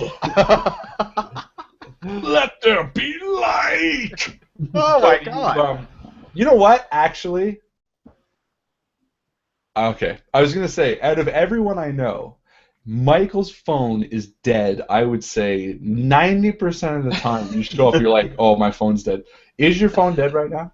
It is not. It's actually at 100% right now. Is it because it's plugged in right now? It's because it's plugged in. You know what? I would actually let's roll for it. Give me Sure, just that's fair. a plus negative because But again, what I would have done was I would have had it plugged in the car all the way up. yeah, but that was like 3 hours ago. Let's find out how long Alright, your that's battery fair. lasts. Plus, we'll say plus and empty. You'll have thing. Only a negative will be nothing. So what are we doing? just a fake logic? die. Pardon Just me? a fake die. Oh, We're like gonna a do plus or this. minus? Yeah, exactly. Okay. So only a minus will be no power. Okay. Hey, no power. Only It's like because out of real life. every one of our friends, Michael, honestly, I'm not saying that. So often he'll show up and be like, It's "Hey, true. my My phone is almost always dead. It is. Anyway, so no, you don't. I like to connect. You can borrow someone else's. I mean, Yeah. Justin's got one probably. So it's not a big deal, but you don't have Yeah. one. So My phone's fair. getting low on power because of the Snapchat. More importantly, And it's an iPhone 4. has and it's anybody better than saying responded to my Snapchats or viewed you had them? one like or whatever. Only one. And it was me. That doesn't work like that. Well, I don't. Um, That's Dan O'Bannon would know how it works. That's about it. I don't. Anyway, well, so you're in the basement, the mostly darkened basement. You do see the table within the light. David, Alex, Justin, what are you doing while Mike is getting the table into a safe spot? Looking for matches or something to light the room. does this basement go anywhere? It looks like it's pretty big. Could it connect with the Hmm. house or anything? And Dan is now comforting his wife in the corner. So he's not quite responding to you because she's kind of now doing the same thing. She thought he might have been in shock. She thought Dan! Dan! Oh, Dan! Yo, Where's the wait, light? Hey, Alex. Is she okay? Is she like? she's a Robert? bit fragile. I mean, these are people that have been married 50 plus years. She thought she had almost lost Wait. him. She's a bit hurt. Oh, okay, never mind. You said mid to late 60s. Yeah. So like 50 plus years. Yeah, they got married when they were 13. It sucks. But that's life. That's It's life the on the farm, man. David. They're like siblings. So, yeah. Dorothy down the street. She's ready. Doing cats. She's ready. All right, yeah. So does she look like we might be able to help calm her down? Can I do a roll? Sure. Yeah, if you want to walk over and give her a little bit of the old one too. Okay, empathy. The old one too. Isn't that a boxing term? Yeah. Let's do It's a jackdaw's term. the jackdaws term and a pivot term. Let's do because you have a positive in your social, don't you? Yes, I do. I'm likable. Excellent. Let's do that. Let's do likable. So let's roll 3 die total. Okay. 5, 3, 2. So, what's your number at? 3. Perfect. So that's a success and a negative. So what we're going to say is that you walk over to her and you give me your best empathy. Hey, Dorothy. Dan, is she going to be okay? Is she doing all right? Can I do anything? Can I You're help? empathizing with Dorothy by talking to Dan? Yeah, why wouldn't I? Did you roll He's for her? but he's right there. I mean, I'm not. Yeah, I mean, Do a if better he's job. there, if he's there trying to console her, who the heck am I to go up to her and be like, "All right, I'm gonna try to console you too." Because he's one of those gruff old types, you know, where he's kind of like, Dorothy, snap out of it. Hey, does she need anything, Dan? Can I get her anything? Like, I know you want to stay here with her, but want to make sure that everybody's comfortable right now while we wait this out. I step up and hand my flask over and say, "Take a couple of good sips of this. It'll Doesn't he ease have any your-" down there? Doesn't he have any down there already? Some Dan moonshine, takes maybe? it from you and takes a swig and hands it to Dorothy, and she takes a swig and they hand it back to you. And the combination of that with Justin's empathetic kind of advice or seeing if she needs anything kind of makes her feel a bit more comfortable. And Dan kind of stands up. Okay, so Dan, is there anywhere? Is that the only way in out of here? Are we? He says, "Yeah, the only other way is through the cellar door, but it's snowed in right now, and there's well enough stuff blocked." There are some other lights. If you want to light the basement, we can wait out the storm here, and hopefully whatever the hell that was. And you can see it's already starting to come back to him, and he starts getting that look on him again, like, what the fuck? Have more meteors hit the ground since we've been in here? More frequently? You don't know. Maybe. Okay. No Can more we feel rumble. we can't feel the rumbling in the cellar, or can we feel it? No, the first rumble was the hitting of the meteor, and that felt very real and very, The second one felt different. The second rumble that happened up above that knocked everything off felt like a tremor. Okay. Like something was cracking the earth open, like slightly, or something like that. Perhaps. Perhaps. There's Alex with his vodka. No, this is rum. That's even rum? grosser. Okay, so you're in the darkened basement. And we're just waiting it out, I guess. He's reading it out. Someone give me a listen roll. David. Listen. Roll. What? Yeah, give me a listen roll, David. That'll be a logic. Logic? Okay, but a logic of 3. Or a listen. Okay. So I got a 3. So David, you're standing. That's perfect. So you're My logic standing is around. 6. Yep. So you're standing around with these guys, kind of waiting it out. Mike, you've just moved the table under the stairs, and you're now motioning for Julian to get under. But David, you hear something in the far back corner of the dark basement that you guys have refused to check out. You hear something. Refused. Haven't got there yet. How many times have I said you're in a dark basement?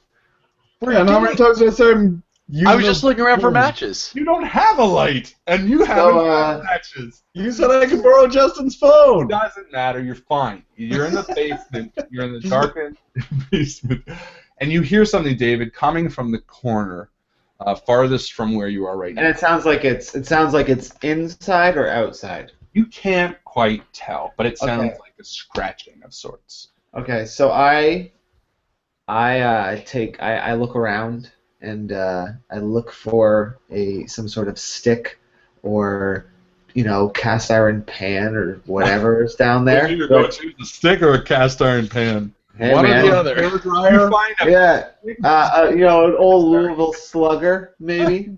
Is there a bat down there that I could pick up? Yeah, let's say there's a table leg, which will be basically a bat. Okay, so I pick up a table leg. But you pull it off of the table that Julian's under. Oh no. Okay, so there's nothing that I can pick up. No, I'm just joking. Yeah, there's like an old table leg, some firewood and stuff like that. Okay, so I pick up the longest looking stick. Okay. You tell them And, you hear something? yeah, it's like I think I hear something, guys, and very slowly walk over and Well, you all start hearing it. So once David points out, you do hear this scratching. It's like a hollow, almost like an echoey scratching. All right, so then I take my phone. My phone has a pretty powerful light on it, and I pull it out, and it's at like 40 or 50%. That's pretty typical for me. That's fine. And I kind of shine it into the corner, like my arm at a distance, basically. Okay. You know what I mean? And Michael, are you with Julian, or are you leaving him, or what's the story here? I would be with him. Okay, so you don't quite see where they are now. No. I'm kind of motioning to Alex and Justin, like, are you guys going to come with me, or am I doing this alone? Don't worry, David. I know you. You'd be like, guys, go look over there. No. And you know when you do just being a jerk. I am kidding. I know. You know when you do the check of the house, when you get that weird feeling when you walk I in do your it every house? time. I do. I pick up a frying pan. You go to the basement. I You go know for the it. creepy Nice. basement. There you go. Okay, Yeah. so Alex and Justin, are you with him? Definitely, yeah. So you guys start approaching the darkened corner, and as your light is flashing along the floor, you start seeing dirt.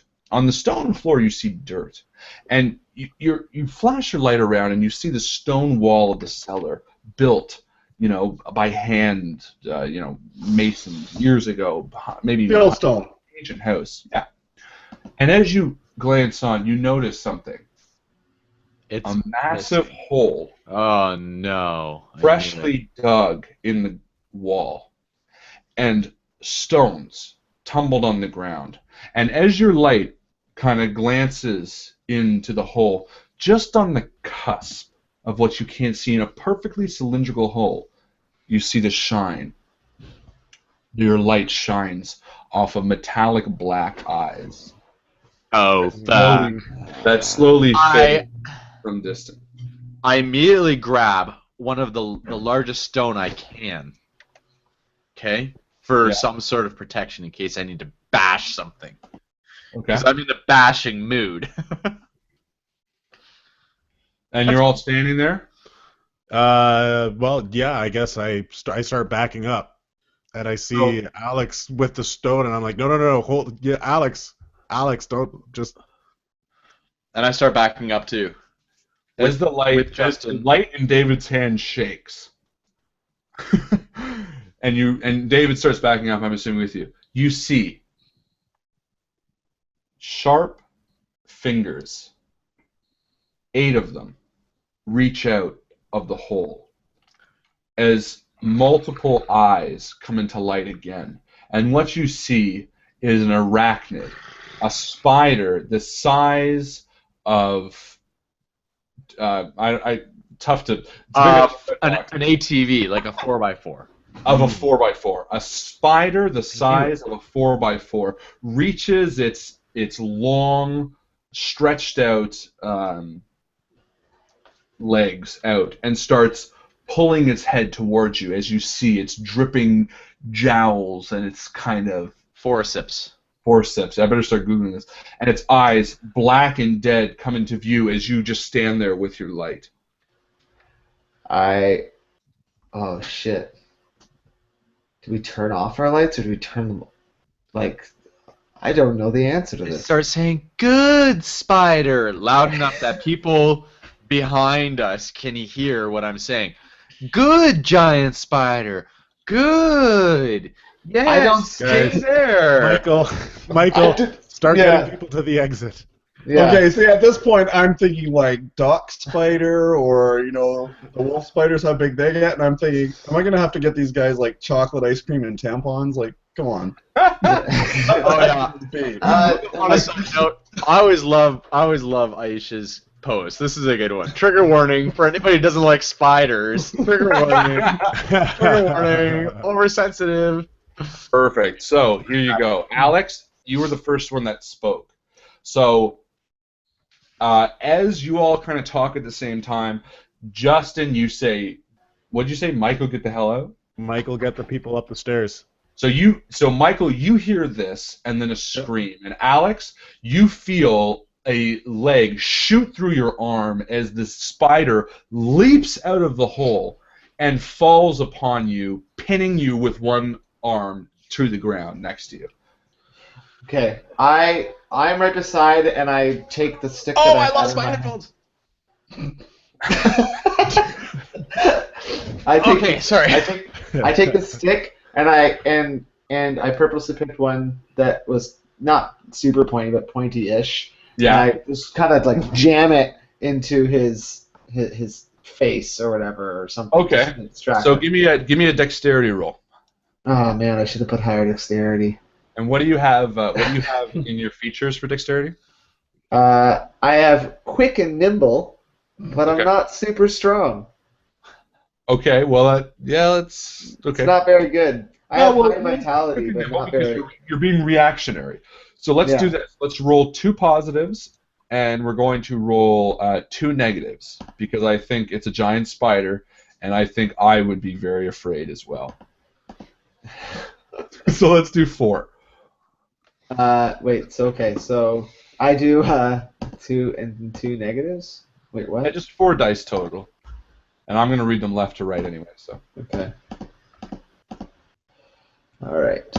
Loudest mouse clicker in the world. I know, right? Okay, so. Sorry, guys. What's your dexterity? I didn't know that's what it sounds like. It doesn't sound that loud to me. What's your dexterity at?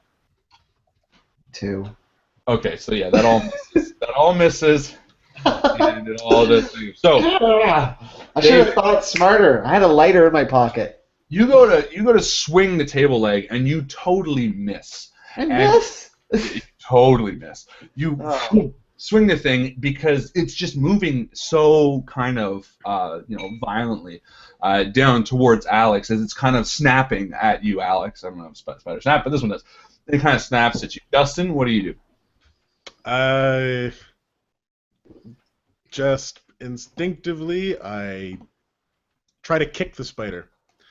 Okay. Just try to kick it because I'm kind of close. It's kind of in my way. Usually, I just scream at it. So you try to push it off Alex, or what? Yeah, I try to kick it in its mandibles. Okay. And Not a euphemism. That's not. That is hilarious. So you do that. Give me a dexterity roll. All right. So my dexterity is 4. How many am I rolling? What? Do you have any features?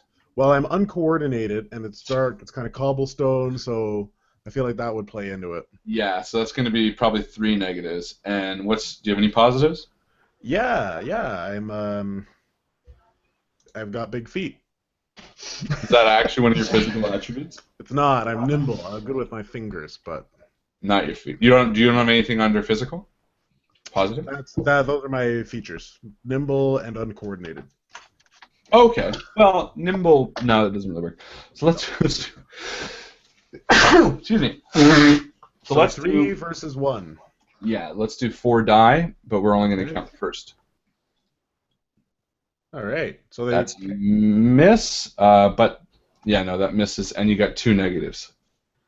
So you go to take a swing at him with your leg, but you actually really are uncoordinated, and you totally throw off your weight, and your solid foot is on a stone, and you fall down on your ass as you kind of start scrambling away from the spider that's now snapping at Alex. Alex, you've taken a damage. It has hurt you, and your let's say right will be negative. So it'll be in your right arm, meaning your dominant arm now is weaker, and it's pinned. But so, yeah, you go can ahead. try to get it. What do you want to do? I can tell you right now, the adrenaline is pumping so hard, and I've got the stone that I picked up earlier. It was in both hands. It's now in my left hand. Did pick up a stone. That's right. I forgot. Okay. Okay. The adrenaline is pumping so hard. I'm saying that the chance of me thrusting the stone into the face of the spider is pretty high. But I'm gonna roll for it. Should I roll? No, I'm going to give you an advantage because you're right. You're on it. You know it's basically in front of you. It's going to be a lot tougher to miss it. So versus when you're trying to kick it and you're kind of above it, down. I feel like at least it's kind of there. Yep. So we're going to give you a positive die for obviously the task, a positive die for hitting it, and I'll still give you 2 negatives. So we'll give you 4 dice. Of 6. No, 4 total. Unless you 6 dice. 4 d6s, yeah. Unless you can convince me of something else that you deserve another die. Actually, you know what? Because you do have the stone. So I'm going to give you 1 because of the stone. Okay. But isn't this... Okay, so 5? Yeah. Okay, you ready? Yeah. Here I go. Rolling. Boom. 5, 5, 5, 6, 5. Oh, wait. 5, 5, really 5, 6, rolls. 5. That was a terrible roll. We're all doing awful rolls. Yeah, you I'm guys like this. Oh, the stone I picked up is too heavy. I can't even attack. So the 5 cancels out the other 5. So I roll a 6. So really, you just rolled a -6 and you missed twice. So no, you did very badly. So you actually go to swing at the spider with your thing, but I drop the rock on my. It actually carries through momentum-wise, and you actually swing down and you hit your own pinned arm with a boulder. So you take another damage. That's how bad it was. I didn't. Yeah, you do. Know that, but I know I hit my own arm. Michael, you now hear the screeching of 3 grown-ass men, and you hear the clacking of a spider as it's attacking. Clank. Something. What are you gonna do, buddy? Clank. I'm a spider who's attacking. Clank. Okay, well, I think I would tell Julian, just stay here, look after Mikey. Okay. I'm just going to go see what's going on, and then I'll come right back. And then, again, I'm going to look, because I'd be like, hang on here, buddy, just look after Mikey. I'm just going to go see, make sure they didn't slip or anything. And he looks at you and says, is everything okay? I don't know yet. We got to find out. Part of the adventure. And he looks at you and he grabs your shoulder and says, is everything okay? And I look over, and you tell him you don't know. and I'm like, it's okay! So you don't answer. No, I'm saying I'm sure it is. They probably just slipped or fell, and I'm just going to go help them up. So you tell them they're okay. I would say they probably are. So give me an empathy roll. Yeah. We'll call it 1-1. Okay. So it's just 2. And what's your empathy? 4. So success. So he looks at you and you say, it's okay. Yep. And he calms down. And then you... Yeah, just look after Mikey. I'll be right back. I just got to see what's up. Okay. And as I go, because it did sound more like there was a lot of shuffling, you said, and a lot of large clicking and screaming. So I'm looking to see. And as you turn around, you see a giant, what you would know as a tunnel spider with massive fangs over Alex. So, sorry, before I got there, I was looking to see if there are any clippers, any old tools, pitchforks, that sort of thing that might be lying around an old basement Yeah, shop. there is a, you know what there is? You know the thing that, is it an aerator? No, it's like the thing that you roll across ground to put... Yeah. An aerator, yeah. Is it called an aerator? Yeah. There's that. Well, that is what I would grab. Yeah. All right. And I yell at, and I see this, and I yell at Mike, aerate this son of a bitch! All right, I'll just be like, oh, that's a big spider. Just like super calmly, like, But that's a big spider. Yeah. well, at first I don't really want to hurt the spider because, okay, you know on Facebook, I don't know if you've ever seen the thing, like, there's this like giant boar that was shot. It's like massive. And I was so angry because I'm like, why would you not respect that and let that live? And so at the same time, I'm like, well, this is awesome. Like, this is terrifying. Yeah, but it's That's kind of awesome. bleeding into Alex. But that is the difference. Is now I'm looking at Alex going, Right. oh, this is serious. And so that is why I would try to knock the spider back into the hole. Well, And You're it being looks a like, little based on my roll, I succeed. I think you're being a little Decapitate the bit. spider. I think you're being a little bit gentle here, Michael. There is a fucking giant spider who's already shoved his giant arm into my arm. No, that's what I'm saying. It's like at first I'd be so overwhelmed and impressed, and I'd be like, "Hey, we got to try not to hurt this thing because we got to respect the fact that this creature lived this long and got so enormously big." And then I see you, and I'm like, "Oh shit, this is not friendly." But it's get it So back you in the sympathize with the spider until it becomes your friend, basically. hole. Yeah.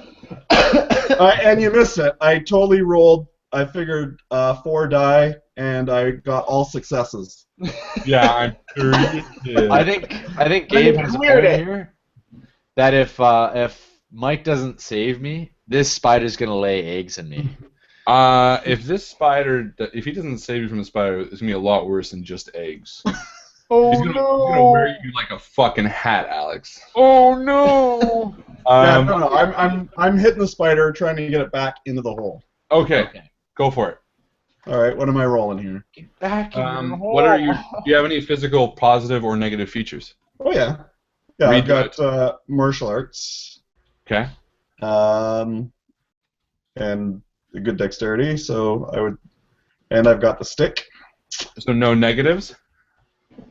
Migraines. Not worried about that right now. Get a massive one right now. No, that's fine.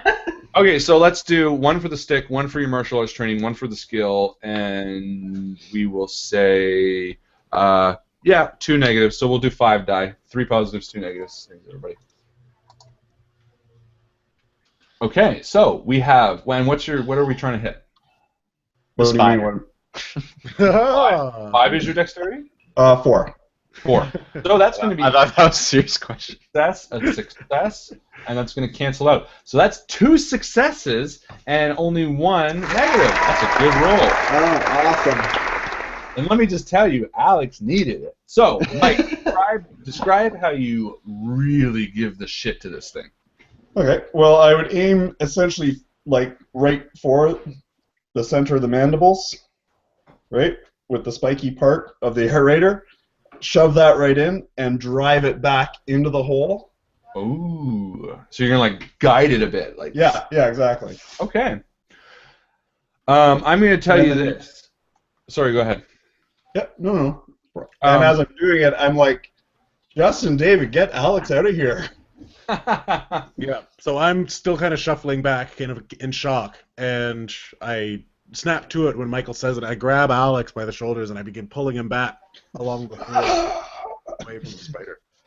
Okay. And during this time, I have realized that maybe like my force isn't really going to do anything to this thing. So I start looking for. Like, you're like. No.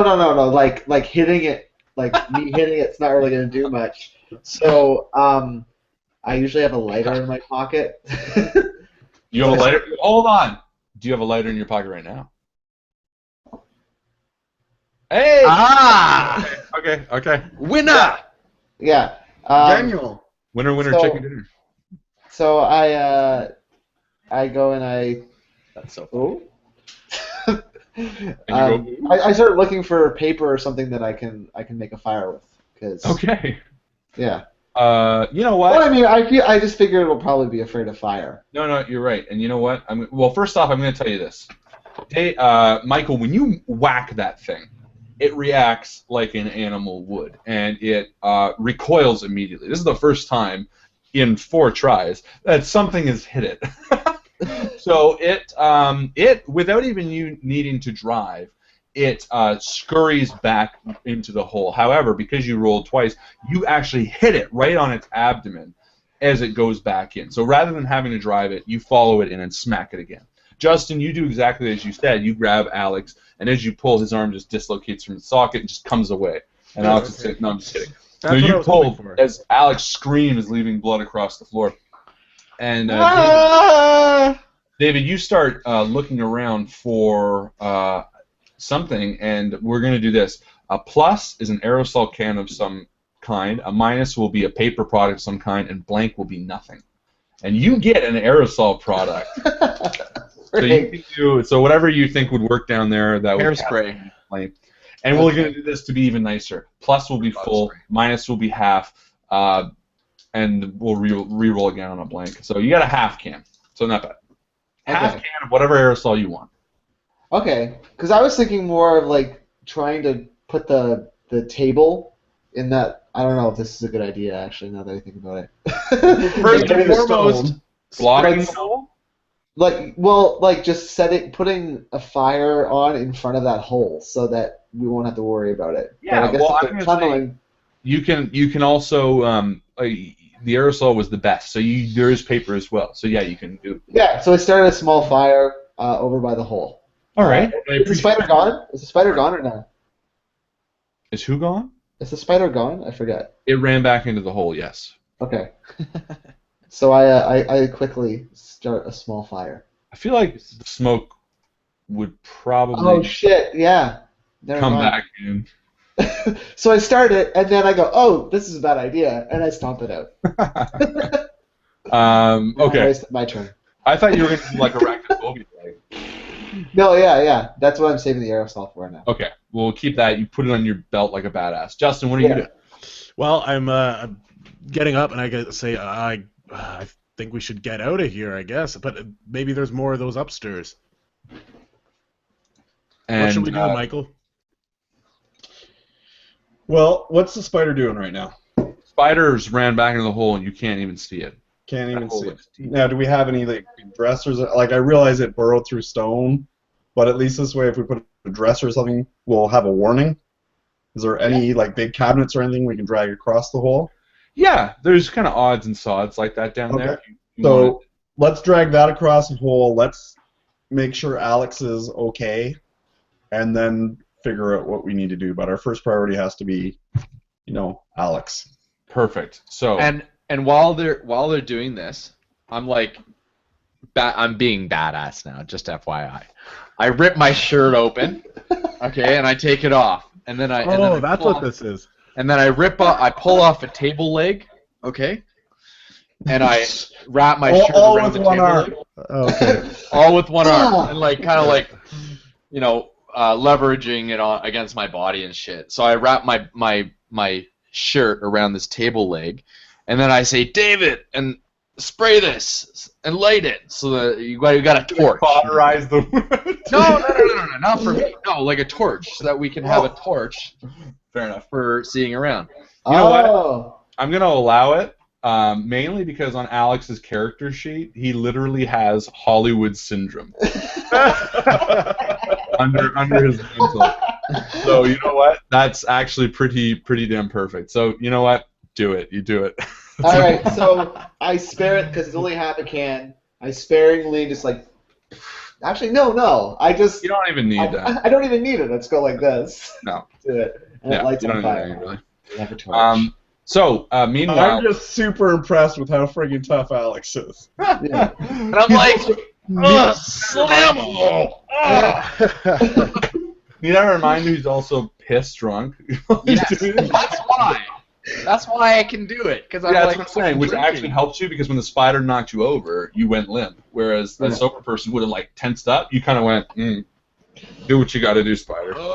And just to make sure it's all right, I take his flask and I pour some of his alcohol in his wound, just to clean it up. Real badass. Yes. Perfect. Okay, so meanwhile, Mycl, you are enlisted to help or kind of doing this yourself? Sorry? I'd be asking. Justin was carrying Alex out, so yes. Yeah, David. Perfect. And so you guys move over a dresser pretty easily in front of it. I mean, it's a flat floor. And again, I'm not worried about weight. I'm worried about just having that warning. Exactly, and that gives you exactly what you need. You feel like you would definitely hear this thing knocking over if you needed to. So, it's at this time you hear Dan go, no, and you hear a door slam. Okay. Oh, what was that? Where's Dan and Julian? And Dorothy. So you kind of come back over to the area, Mycl, and you see that Julian is not under the table. Okay, look around, see where he could be, see if Mikey's been left there. So you do not see Mike, and you see Dan and Dorothy at the bottom of the stairs, and Dan walks over to you. Your boy, I tried to grab him, but he ran right past me. He wanted to see Turnbolt again. All right. You guys good? Stay here, look after each other. I'm going after Julian. No, I think we should all stick together. You can't. You got to look after Alex. Alex, how are you doing?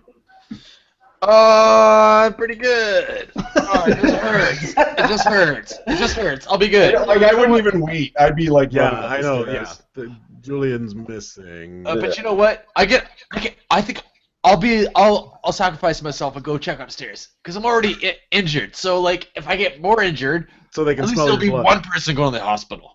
Oh, I'm gonna say Alex has Hollywood syndrome anyway, and he's up the stairs as well. Like, he even stupidly, because like he's like using a cast thing. He like takes it off like he's a badass. Like it's been there for 2 minutes, and he's like, I don't need this. And you see blood start trickling down, and then he follows you up the stairs. David, he was joking. Michelle wasn't being loud at all. No, I know. He went to himself. No, I just went like, just a little quiet. Oh, great. It's going to be nice tonight. Dorothy, Dan. Oh, that's normal banter. Dan, Dorothy, are you guys should come with us, I think. And Dorothy smells like she pooped herself. Oh. Probably definitely come with us. It just adds a weird dynamic. Did you do this when you met The wizard? I'm used. You know what? I'm used to it. I'm used to the smell because I work in nursing homes, so it doesn't. But the thing is, in horror, in like movies like this, you never see that. It's always like they're frightened, but this bodily, and that you can tell she's embarrassed. That's okay. Why did I add that? I don't know. Let's just go. It doesn't matter. We gotta. They refuse to come. They say they'll be fine. All right. I think we should catch up with them, David. Yeah. Yeah. Let's go. So Let's go. The four of you bolt up. Mike, you bolt through the kitchen, into the kitchen, and it is white outside. It is now 4-ish, 5-ish, and the sun's still bright. Yeah. And again, as I'm running. Yeah. And I sound like a god. As I'm running through the kitchen, just grabbing any big knife that I can as I go. Excellent choice. So we're gonna do this actually, just because. So I still got the aerator, and I push it back. My dick, and it's funny. We're gonna do this. Oh, beauty. Okay, so you grab a knife handle and you run, and slip on the ice and stab myself.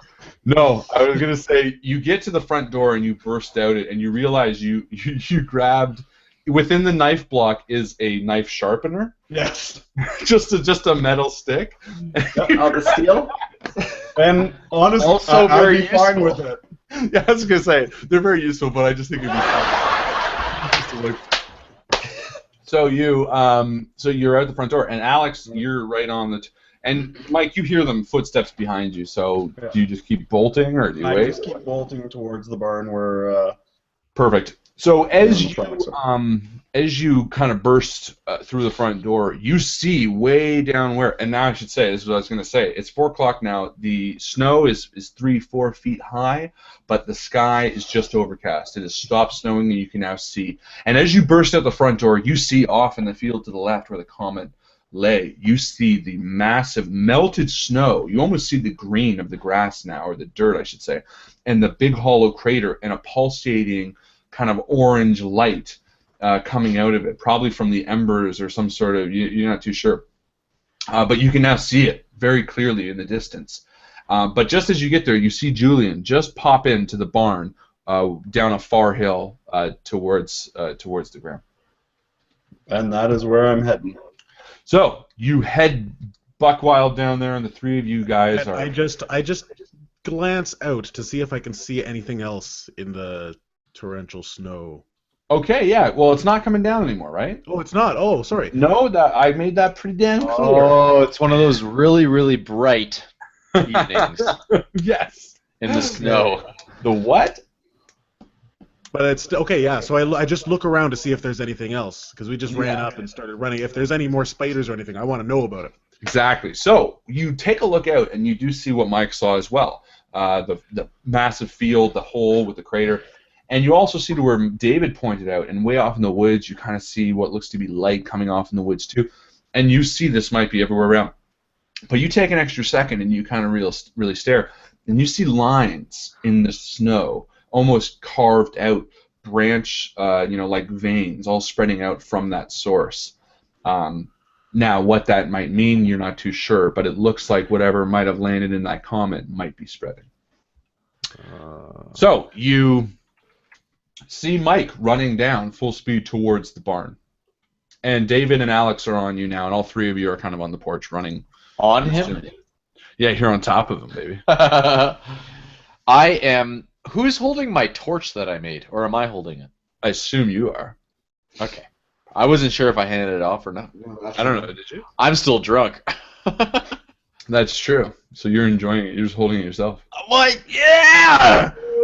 Like a... So, running to the barn, what?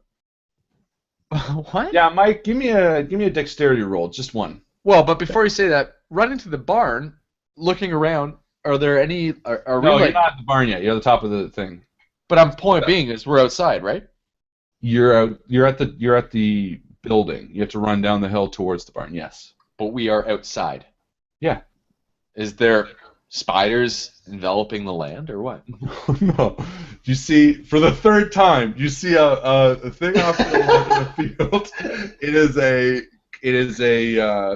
You You don't see any spiders. You see Okay. like vein-like tracks through the snow leading from it. That could have been spiders, but you don't see them yet.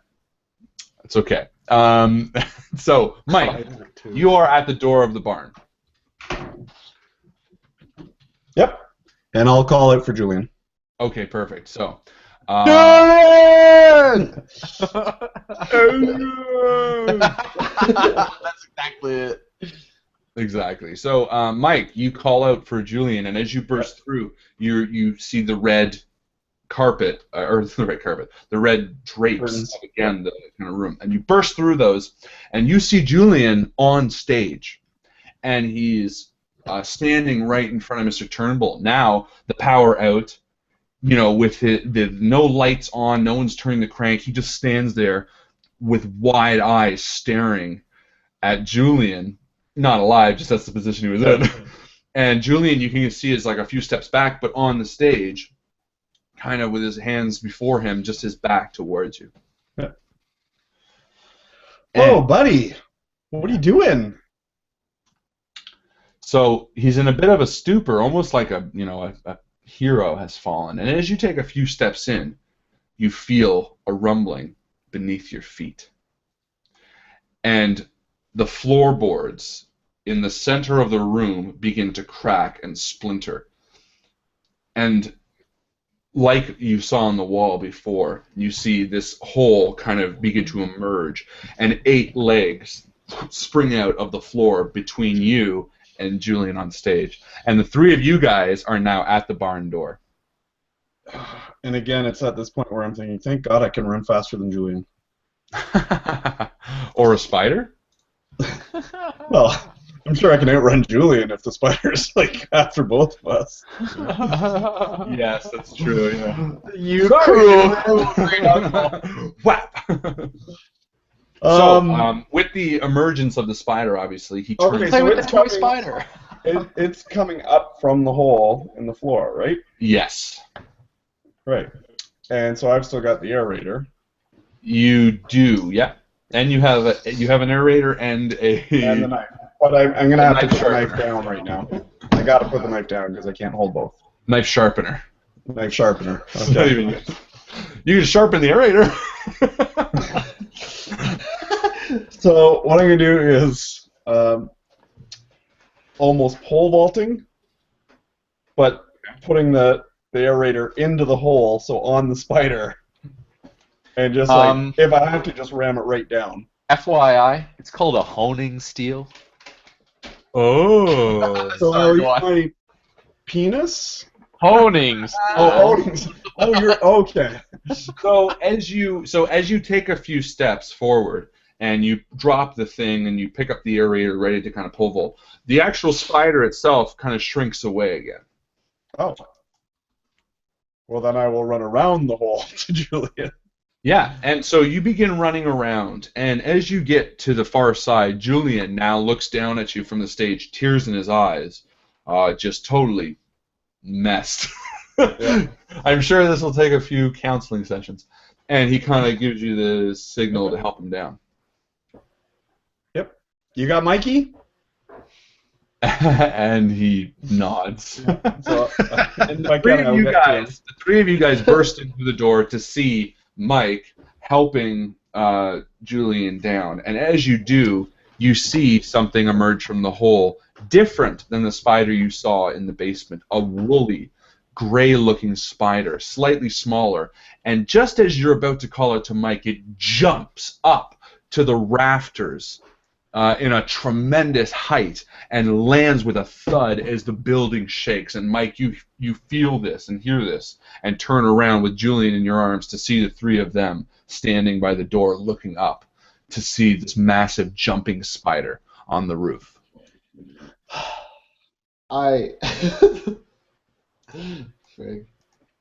ready my aerosol can and my lighter. Yeah. We're in the barn, right? You're in the barn. There's got to be some sort of tool or shovel back here. Something that we can use as a weapon. There's got to be. There's a Karma behind Alex. She can All right, help. I grab Oh, Karma she's painting. and I put her in front of me. She's painting the baseboards? You know she's gonna paint the wall because we got some I don't think. Most We know who the interesting. real hero of the story is. Yeah, the real hero is Karma painting. You tell Karma that I don't think we can paint these spiders away. Okay, They don't I like think we her can paint idea. these spiders away. She's not paying attention. I got headphones on. She doesn't know anything that's going on. I just said that, and she was like, That's Huh? a Karma look. She's like, yeah, What? good Alex, good for you. He probably thinks he's just playing by himself. All right. So perfect. Okay, so you do. Yeah, there would be some shovels and stuff in there. I mean, it is an animatronic theater barn, but I mean, it's still. You know, do you want to take a look around or what? Yeah. Justin? Any access? Yeah, I do want to look for one. I want to look for all of them. What are you looking for? A shovel. An A axe? shovel makes the most sense. I think. I would probably go for a pitchfork. A Or shovel. a pitchfork. Okay, let's say. I'm looking for anything with a shaft. All right. Anything with a shaft. Well, all right. There's no Justin. other way to put it. All Justin right. just says You know what I mean. You know what I with mean. a I'm looking for anything with a shaft. Okay, Penis so we're included. gonna say plus is a pitchfork, negative is a shovel, and blank is just a pole, just a Pole. shaft. Just a shaft. You got a shovel, my friend. You All have a right. shovel. I got a shovel. All right. Use it well. So it's actually pretty close to the door. So you grab the shovel, And I stick it up to the ceiling like this, waiting. I say, Now- okay, what's the next move, Mike? Do we you get to see the jumping spider is actually looking between the two of you. It's looking at Mike and Julian, and it's looking back at the three of you. As if Okay, it's I'm going trying to to- suggest to David that you Yeah. do the aerosol thing, Yep. and then we get to the van as quickly as possible. Okay. What am I going to use as my aerosol can? Ah, a bunch of paper towels. There we go. This is my aerosol can. I love how David needs something. This is a bad idea, though. This is my aerosol can. This is my port. Actually, this This is my a gun. That's too good. This is less dangerous, like putting flame. Actually, this doesn't look good at all, does it? This is my heroin spoon. This is my heroin spoon. Yeah. Okay, so it's deciding, and I'm going to say plus is Julian and Mike, and negative is the other guys.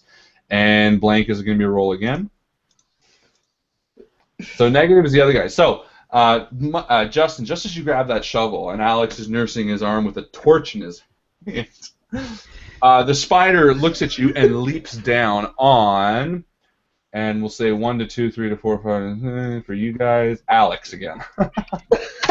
So, Alex, the wolf spider jumps down on you and knocks you prone. I'm still drunk. It doesn't have a sharp sting on you, but it does sink its teeth into your shoulder, and you take 2 points of damage. Oh. You are almost dead, my brother. Oh. I better not die. Well. You have taken. But doesn't the him having the torch in his hand already though do some damage to the? Oh, you'll see. But Alex, I'm sorry.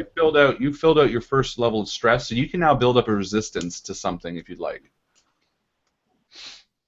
Your resistance to what? Alcohol? No.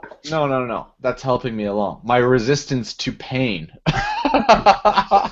You know what? I'm going to take it. I'm going to say because of your drunken stupor, you're less susceptible to pain, so you can still effectively do something. It makes sense. I'm drunk. I'm having. I'm there with my friends. I've got hits before you die.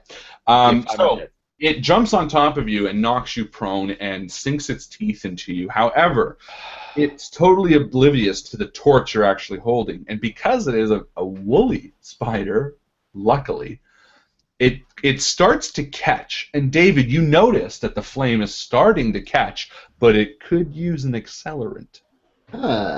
So I whip out my handy dandy lighter and my handy dandy aerosol can, and which way does it go? This way. That way. And then I spray it away from your face. yeah. But as he's doing that, I push the spider off of me so that I am not caught in that Flamboyant situation. Flamboyant. And Justin, you're about to see this happen. Is there anything you're doing? I'm backing up with the shovel. No, shouldn't Justin try and like shove it off and then I? Yeah, he probably should, but you know what? That's probably just should. backs up with the No, shovel. yeah. That's a good idea, David. That's a good idea. And then he backs up. I try to get it off. And Justin, as you back up, you Just getting it off. you see a shadow above you. Yeah. Turn around in time to see these long, thin legs and this almost cylindrical body of this spider crawl out of the tunnel dug by the tunnel spider. Like a daddy long legs, it stretches out into the barn and sticks and it reaches down towards you just in time for you to turn around with the shovel and give it a jab. So, we're going to say, David, first we're going to roll to see if you can light this bitch on fire. Okay. Give us a dexterity roll, and I'm going to say the negative is not going to be for missing, but the negative will be for hitting Alex. So a dexterity roll? Oh, man, why can't it be vitality? Well, if you get hurt, you'll be vitality. So give me 2 dice. Okay. 4 and a 1. And what's your dexterity? 2. Actually, I'm not sure it would be dexterity, would it? Because it's not so much like using force; it's about using your brain, right? This isn't about. You're right. No, but I don't know why I just countered my own point. It's not about hitting the spider; it's about hitting Alex. So you hit the spider no matter what, but you also burn Alex. So Alex, you take a point of damage. But is this dexterity or is this logic? This is dexterity. It's because because he's holding a flame. Alex is holding an open flame. He's already by it. So you spray it, it catches on his flame, and it burns him a bit. So Alex, you take another point of damage. Oh, man. Mind you, that the spider... I was kicking him off of me for that particular reason. And you tried to, but it didn't work that well. Okay. And that's the way the... Don't I get a roll in this? Sure, go for it. Give me a roll. 1d6. Do I actually? Or are you just giving it to me? Sure. If it's a 1, I will say you negate the damage. It is a 1. I swear to God, I will print screen this right now. Oh, I believe you. Fine. You negate the damage. I will erase it. You did say you would kick it off, so fair enough. My bad. So, David, you light the thing on fire. Alex pushes off just in time, and the thing goes up in flames enough to scurry up the wall and then drop into the tunnel as the flame kind of carries down, and you can hear a thud at the bottom. But it seemed pretty dead when it fell. Justin, mind you, you're turning around as the massive daddy longlegs is reaching down to you. What are you going to do? I am going to... How much room do I have? It's closing in pretty fast. Well, how much room around me? You're pretty good. You can move. Pretty good. If I were to swing the shovel around in a circular arc around me to take out all the legs... Oh, the leg. Yeah, would that work? Yeah, for sure. Sweet, I'm going to go for that. I'm going to say it's an easier target than the mouth because the legs are stationary. It's like hitting a tree. Yeah. Right? I could do that. I could hit a tree. Can you, though? Let's try it. So, let's say vitality instead of dexterity? I don't know. I would say dexterity. It seems pretty attackish to me. Because you're higher in dexterity? Well, yeah, but it's also an attack. I'm not defending. We'll give you nimble, though. Okay, so we'll say dexterity plus nimble. And I'm going to say... Actually, I'm not going to say any negatives. Let's just say two positive die. Because it's a stationary leg, right? And I got 1 success. Nice! Okay, so you swing around with the axe, or the shovel. The shovel. And while it doesn't completely destroy the leg, because it is a shovel and it's a pretty thick spider leg, it slices cleanly into it. And I'm not sure if spiders would scream, but the thing recoils very quickly. Yeah. It's not what they would sound like, it's if they would. But that's good. And you see the daddy long legs quickly retract and start kind of backing into a corner, again in a reactionary animalistic state, rather than expecting to.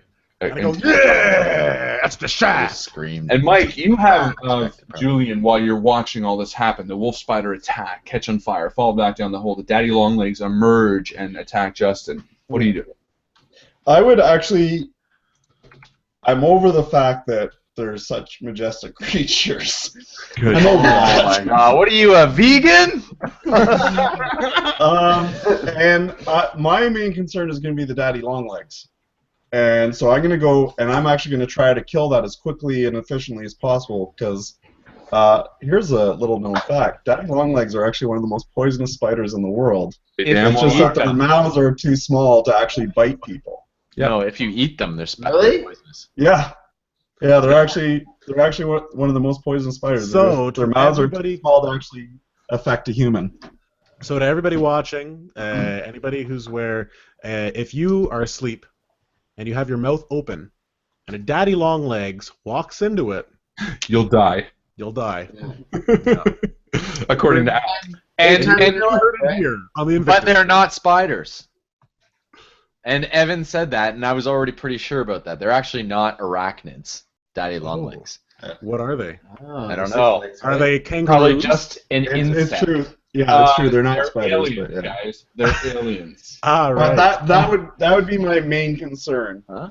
Is that daddy longlegs? Okay, And so taking it as quickly as possible. you do see a reel back after getting Yeah. hit by Justin, but you still have the So air. I would. Yeah, and so I'd be whacking that spider. He's whacking and hacking and jacking. Okay, so you can attack it because one of its legs are relatively close to you. Yeah. You can kind of run up. Now you would get a better hit without Julian in your arms, but he's also crying and clinging to you. Yeah. Yeah. So, ew. No, I'm gonna tell him to go stand with Tootie. Tutti Frutti? Oh yeah, Tootie. Yeah. She's in the ground though, but yeah, she's good. Oh, okay. And then go attack. So what am I doing here? Let's do dexterity. 1 for the hit, 1 for your martial arts training, and I think we said one more for the aerator. Yeah. Well, because you're using it as like a pole arm for length, but now you're just attacking a tree. So yeah, we'll call it 3. And again, I'm not going to say any negatives because again, I don't really. Okay. At this point, it's just kind of reeling and it's not really moving. Yeah. So yeah, let's say 3. Or let's do one more. Because that's only 2. That's only 2. But it's 2 failures. So 1 hit. Okay, so that's fine. So you swing back with your aerator and you get through it, but you kind of roll it along it too. Like, Yeah. so it actually like leaves kind of like indentations, like tear here marks on the leg, and you see it's like you could probably with a swift kick, you think you might be able to just Yeah. knock that leg right out. So that is what I would do. Alex, you are on your back. Still. Still bleeding from your neck, blood is gushing out. Your arm is now whatever it was, and you're just dying everywhere. And I'm like, we can do it, guys. It's okay, Julian. It's okay. It's all fun. It's all fun and games, man. And I gotta sacrifice myself in one way or another. I don't think I'm gonna survive this. But But the wolf spider, the one that you think might have bitten you, is poisonous as well, and you start feeling rather sluggish. coursing through your veins. You start feeling sick, and your eyes start going red. Okay. Paint a picture for me of the room right now, please. Literally? Yes. No. In words. Wait. You said. In words. Okay. No, fine. it's perfect because I'm really quick with paint as well. Us Guthries grew up on paint. Oh yeah, we did. Nothing like Photoshop in our home. Like sniffing? So this is the red curtain. No, eating. So this was the red curtain that kind of opens the room, right? Right. And the barn doors were out front, right? This is the barn door. And this is the red curtain that you kind of waited in. There are seats along either side of Going right up. right up to the stage. Control C, Control V, Control C, Control V. So All the we way. got- And then we double it up so we even go quicker. Yep. Yeah, absolutely. This is like a pew, but this is a theater barn. Exactly. Here is the stage, okay, and then whatever shit's on the stage, all the little tutti frutti booties. So basically, what happened was a hole appeared here. Right. Okay. Yep. So this is now a hole into the underground layer of these bad boys or whatever. And we're all still located in the curtained area, or just outside the curtained area? So or what? Mike? What's his name? Mike is here. You're purple. Julian is going to be. Justin is now. I think I pictured him over here more. Oh shit. Yeah. Over here. David and Alex were sort of over here with the wolf spider, and Julian obviously is right next to you, Michael, and he will be pink. Okay. That's the top-down view. This is what's happening. That was quick. David? Yes, it was. Or maybe I should just say to anybody. Has anybody got any combustibles or gasoline in particular? Yeah, that's what I burned you with. Just the hairspray? I think so. Ah. Is there? Oh, maybe. Can we look for some oil? So my thought process is. I'm going to say this. Hold on before you continue. When you were watching the show earlier, your memories are flooding back now. The actual show was run by Turning Crank, but when the lights came on, you remember hearing a like a generator. Okay. Right. A gasoline. Gasoline somewhere. So, run to the stage. Do I find a gasoline can? You can head outside. Okay, so you're going to head around the hole. Yeah. And you're going to start looking for the generator. Yes. Perfect. David, what are you doing? So what's the state of the daddy long legs right now?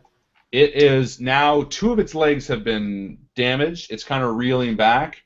I don't know why, but with big, I always picture slow. So I always kind of like. Okay. At this point, I feel like that. at this point, I feel like I need to kind of stick with Alex just because of the condition he's in with those wounds, and I feel kind of bad for burning him. So I'm gonna follow him and look for the gasoline as well because I just strange feeling that he's not gonna be able to do it alone. Okay, so you're gonna head off with him. That's fine. And Justin. Hollywood and all. I still. Hollywood and all. I'm gonna follow David. Okay, and Michael. Well, you said I could take out the spider with one more kick. You think you could? I think I could. Yep. Yeah. Let's go for it. So how am I feeling today? Do I got a lot of adrenaline going? I don't know. When was the last time you ate? It would have been. You I don't know. When you don't eat, don't you? I could be. I could. Let's say it's going to be 2 positive, no negatives if you want to kick it. Well, this is what I'm wondering because I would probably actually, if I was doing it, I'd be doing the jump side kick with a spinning back kick. Yeah, if you do that, I'm going to get a negative. Well, I would still try it because that's a really powerful kick, and if I was worried about that, that's probably what I would be doing. All right. Well, yeah, I will. It'll be 2 positives and 1 negative, just because that's like more difficult. Because now you're adding. It is. It's like kicking a tree versus spinning and kicking a tree. Yes, it is. Very much so. Perfect. Give me 3 die. All right.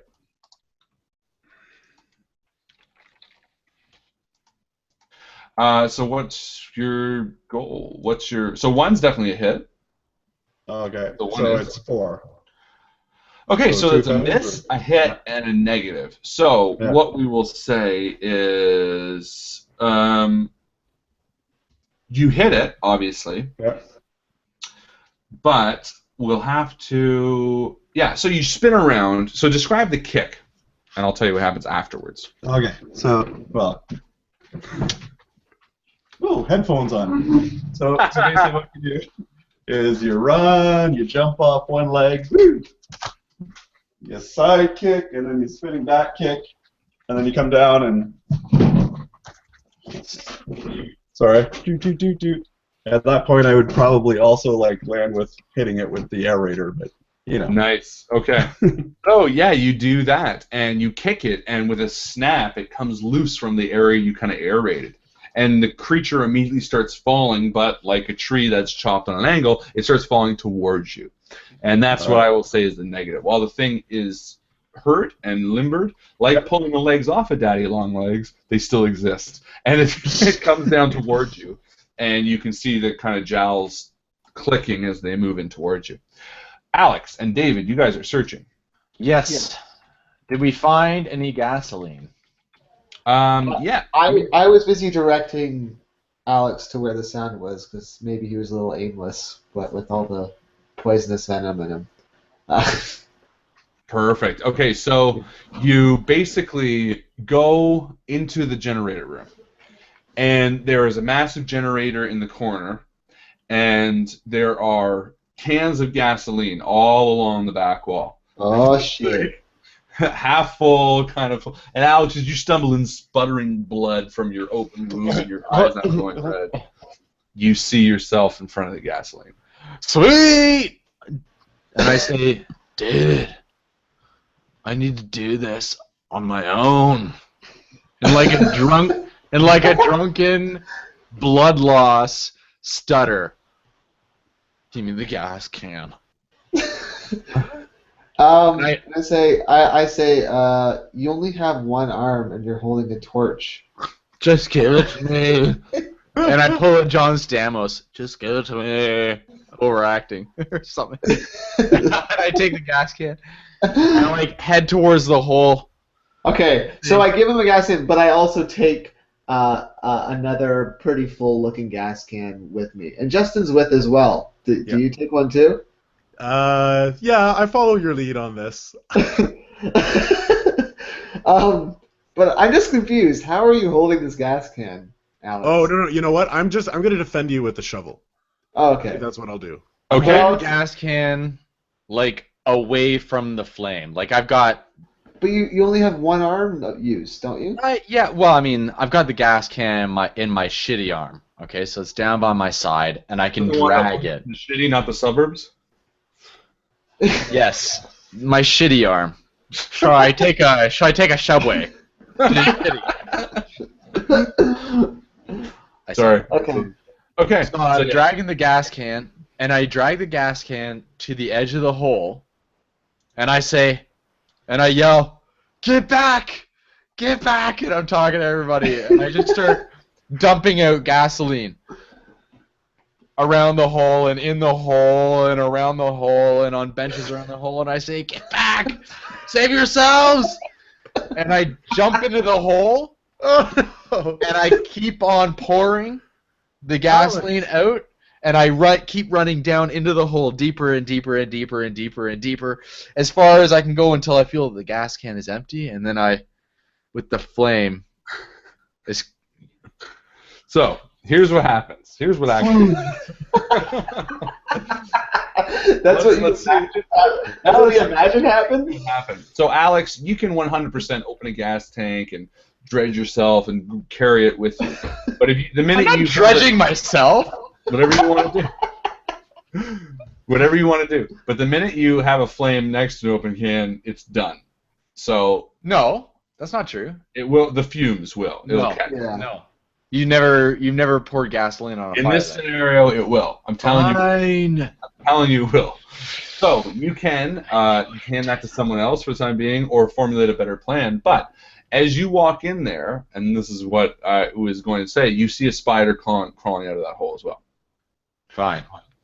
So I just dump the bucket down the hole, and as the spider's climbing out, I kick the spider down the hole. So Justin, you see a spider coming in the hole because you said you're going to defend, and you have the shovel. Yeah. Alex is walking out with the gasoline, trying to get as much into the hole as he can. Okay. What do you do? Well, Alex, you can try to kick it first, I guess. Well, yeah, I try to kick it down the hole. Give me a positive and a negative. Give me 2 dice. D6. D6 and a positive negative? Always D6s. No, just a D6. That's 2 it. D6s. Okay. 5-4.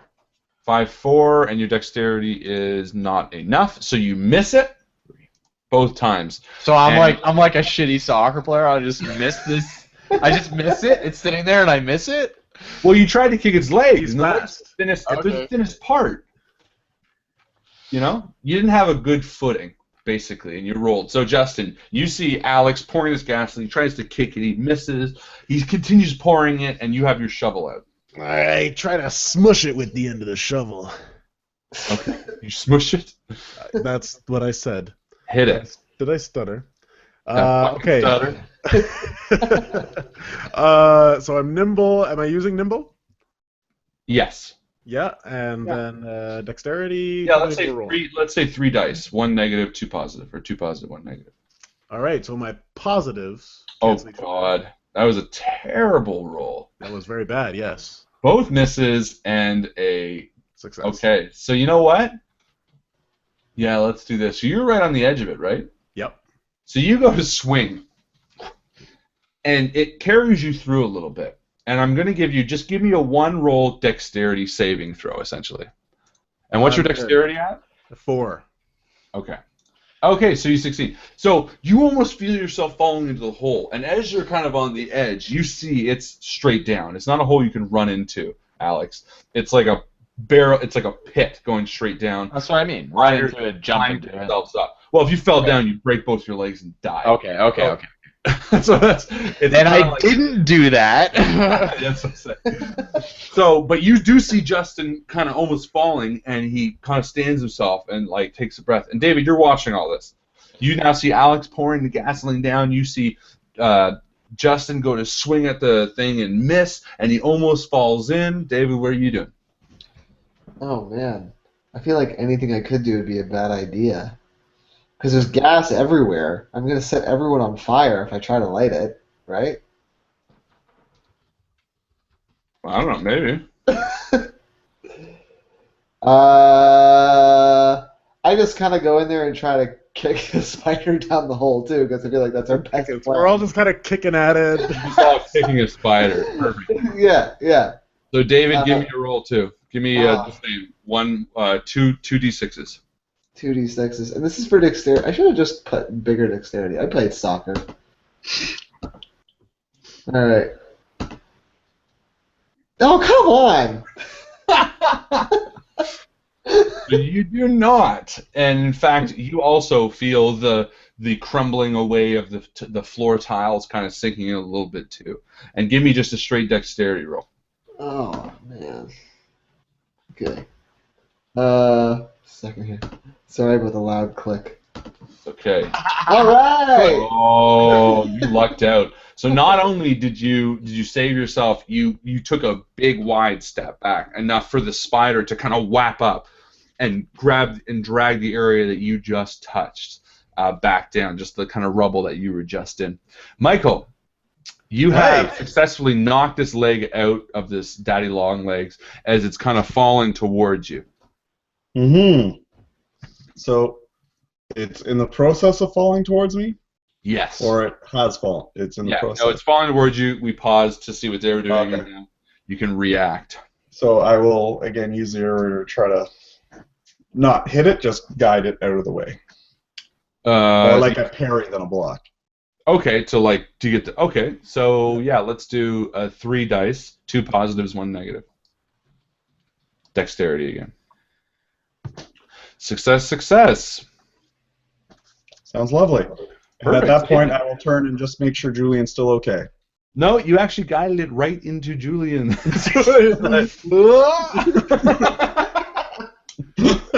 No, I'm. Well, actually, ironically, I was picturing it like that he was next to you, but we'll say it was fine because I'm sure you wouldn't guide it towards your grandnephew. You guide it away, and it kind of drives, and you use the parry to, again, you stick the aerator in the back of it a little bit, and you do drive it directly into it, and you almost curb stomp it because it's on the edge of the stage. Its jaw almost kind of just bashes into it and starts splitting a bit as the whole thing kind of groans and shifts. And Julian, standing next to you, what the hell, Alex? Kind of wraps his arms around your leg and starts screaming, "We need to go! We need to go! We need to go!" Absolutely. And you guys, who are standing on that same side of the hole, see this thing crash down next to you. And Alex, you're still pouring gasoline. What are you doing? You know what? At this point, all the gas is empty. I throw the torch down. Okay. You Stand back, boys! you pick up the torch, which was smoldering, I guess, next to you, and you pick it up and you shake it a little bit, and the air lights it again because you're just that badass Hollywood ending. And you drop the torch down. And I say, yippee-ki-yay, motherfuckers! Okay, and yeah, so that happened. And you know what? The spider that was climbing back up, that you poured gasoline all over, gets hit with a spark. And you see the light kind of already burn on your face as the tunnel becomes a pit of fire and just follows straight down through. And you hear the screams and the crackling of skin as the hole just fills with fire. And immediately the room is shot up in flames, and you all need to take a step back as it's basically a pit of fire. Doom, doom, doom, doom, doom, doom, doom, doom. Ring of fire? Yeah. All right, and so Julian and Mycl are running for the door. You guys are standing over the pit of fire as it's shooting up flames. Where's Julian? Is Julian okay? Yeah, we're running. You guys Okay, need to we're come quick. Yeah. To the van. Oh, To the van! Let's run. Yeah, let's go to the Alex. van. All right. So is Alex okay? Is he kind of hobbling? Oh, I'm Alex is like fucking dying. definitely injured. All right. Help me with Alex, David. Okay, so I go I'm up like- inside Alex. I'm No, like, he's too far gone. We've got to go. I'm like all bloodied and battered. Like I'm like the bloodiest battered person. Oh yeah, you're beyond fucked. And as Alex is like climbing out of the doors, Mycl with Julian gets outside into the snow, and you guys are helping Alex, and he's just like bubbling at the skin, and he kind of falls at the red curtain. And the red curtain's now shut, and his top half's in, and he looks at you. And I say, And Alex, you feel two large fangs sink into your back. and you guys have no idea what I'm saying. And slowly you see Alex get dragged back into the red curtain. Alex, as you get flipped over, you see the fangs of the tunnel spider with the same indented aerator marks in its forehead as it sinks its fangs into your eyes. And you just scream as blood comes pooling down your head. Makes me sad. My brother just died. So the three of you hear Alex's screams as you're outside in the snow, and you begin running towards the car. Yeah. I As think you he get wanted into us the to car, go on you without see- him. I You still got a see- gas can. Nice. Remember when I said, there's the car. Remember when I said, That's I was okay. really yelling, go on without me, you know? Yeah. And as So you it's all stand there good. in front of the snow-covered car, you see it. Another meteor landing, and another, and another, and another, and this skyline lights up with just hundreds of these pods as the research team of spiders has now deemed this a worthy planet to inhabit, and now the real battle has begun. Thank you all for being here. This was the End of the World Alien Invasion Game 1. Dead. Alex is just dead. Thank you guys for being here with us on this Wednesday night. It was such a blast. It is always a blast to do this. This one was a long time coming. Alien Invasion. We're going to do a few more from this. I picked an easy one to start off. Yes, I'm sorry it took a while to get into the aliens, but I thought it'd be kind of fun to get a really neat setting in. And for those of you who might have this book, I know Bob and Aisha. Fuck, Alex. Bob and Aisha, who have this book, might know that this was not a scenario in it. No. I took the ant one, called Skitter, and I changed it to spiders because I thought spiders was just a bit more creepy. I love this post by Bob. He says, this is Alex in the next episode. Oh, that's I funny. was actually kind of picturing that too. Like, I was thinking of it Cloverfield too, like when that chick blows up or whatever. Yeah. So that was Skitter, the alien invasion, spider sort of thing. Very, kind of straightforward. This game's got a lot of cool scenarios. Some I don't want to. One, it was cool, but I couldn't see it working in a game, so I'll tell you. It was just about like sort of Atlantis people at the bottom of the ocean coming up and kind of making a battle, like flooding Earth, which would be neat. But I also kind of assume it would be like. Well, what do you do? It's already like the zombie one where we find a boat.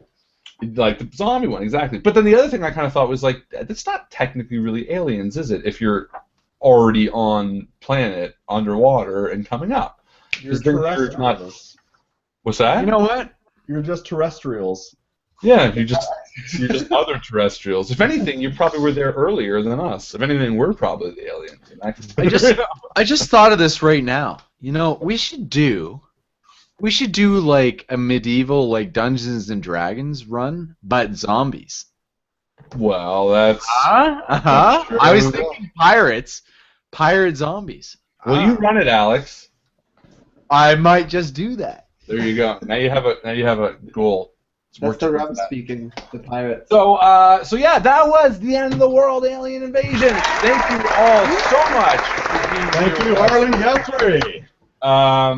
Yes, thank you, Harlan. Good run. Well, hey, it was just a fun one. These are always fun to kind of throw in. You can tell we don't put a lot of work into them, but it's always. I love how you say, "Oh, this was just a fun one." Like the normal ones you do aren't for fun; they're for no, but business. A lot of, because I don't want to belittle the amount of work that running a campaign is. With like Mycl and we've all done it. And it takes a lot of skill and making sure these ones, as you can tell, the dice rolls are really kind of just all over the place. So it was just a little bit of fun. But thank you guys so much for being here this week tonight. We're sorry Chris couldn't be with us. I'm so excited to be here next week for Mycl Game 3 of Drafescue's Secret, where we find out what his secret is. Probably not. It's like the third episode. I don't think we'll find out until like episode 11 after the game. Mm-hmm. Yeah, so I don't really have anything else to say. Do you guys have anything else to say? Other than thank you, Harlan, for being such a great GM. Mm-hmm. Oh, and Alex and David. Yes, Alex and David, thank you for joining us. Oh, no problem. Great to have you aboard again. Chris wants us to show him our tits. So Chris Viseau just got home and he clearly just started watching the stream. So Alex, go for it. No, I can't do that. I'll show Go for it. You know what? If you can see it, there it is. I'll show you mine. I'm not lifting my shirt. What do you think I am? Oh, look at Justin. Nice shirt, Justin. Oh, this little thing? Oh, just came. Where do I get one of those, guys? Where can I get one of those? Well, you can't get them anymore, but mine actually arrived. Limited time only. I haven't picked it up yesterday because I haven't worked. I wasn't working this week, so we're gonna find out. We're all gonna wear them next. I think we should all have ours by next game. Next game, yes. And I just Congrats, David, on not dying first. Yeah. That's from Gabe. I would just like to say, speaking of Gabe, Harlan, you probably already mentioned it, but if not, I just want to say that the community awesome tonight. Awesome engagement. Awesome. We have lots of communication over on the YouTube page, on the Facebook page, and a little bit on Twitter as well. So thank you very much for being involved. Agreed. I just to add on to Justin's point there, it would not be the same if it was just us five playing. It would be fun. It would be just as fun, but it's even more fun because there are people giving their input, and it's exciting. It makes it fun. It makes it hilarious. You guys are hilarious on Facebook. Hilarious. He's not wrong. He's right. By saying he's not wrong. Thank you. A special shout out to David and Alex for being here with us again, because they don't have to, and it's always fun to have these two wacky personalities that really complement our own. David and Alex are like the opposite side of the spectrum. Like David's like real chill and kind of quiet, and he's like, "I'll take a back seat." And Alex is like, I'm driving. "Hey." All right, you guys have a fantastic night and a fantastic week, and we will see you next Wednesday. And because Chris isn't here, I'll throw it to Alex, like we always say. See you around the table. We'll see you around the table. Good night.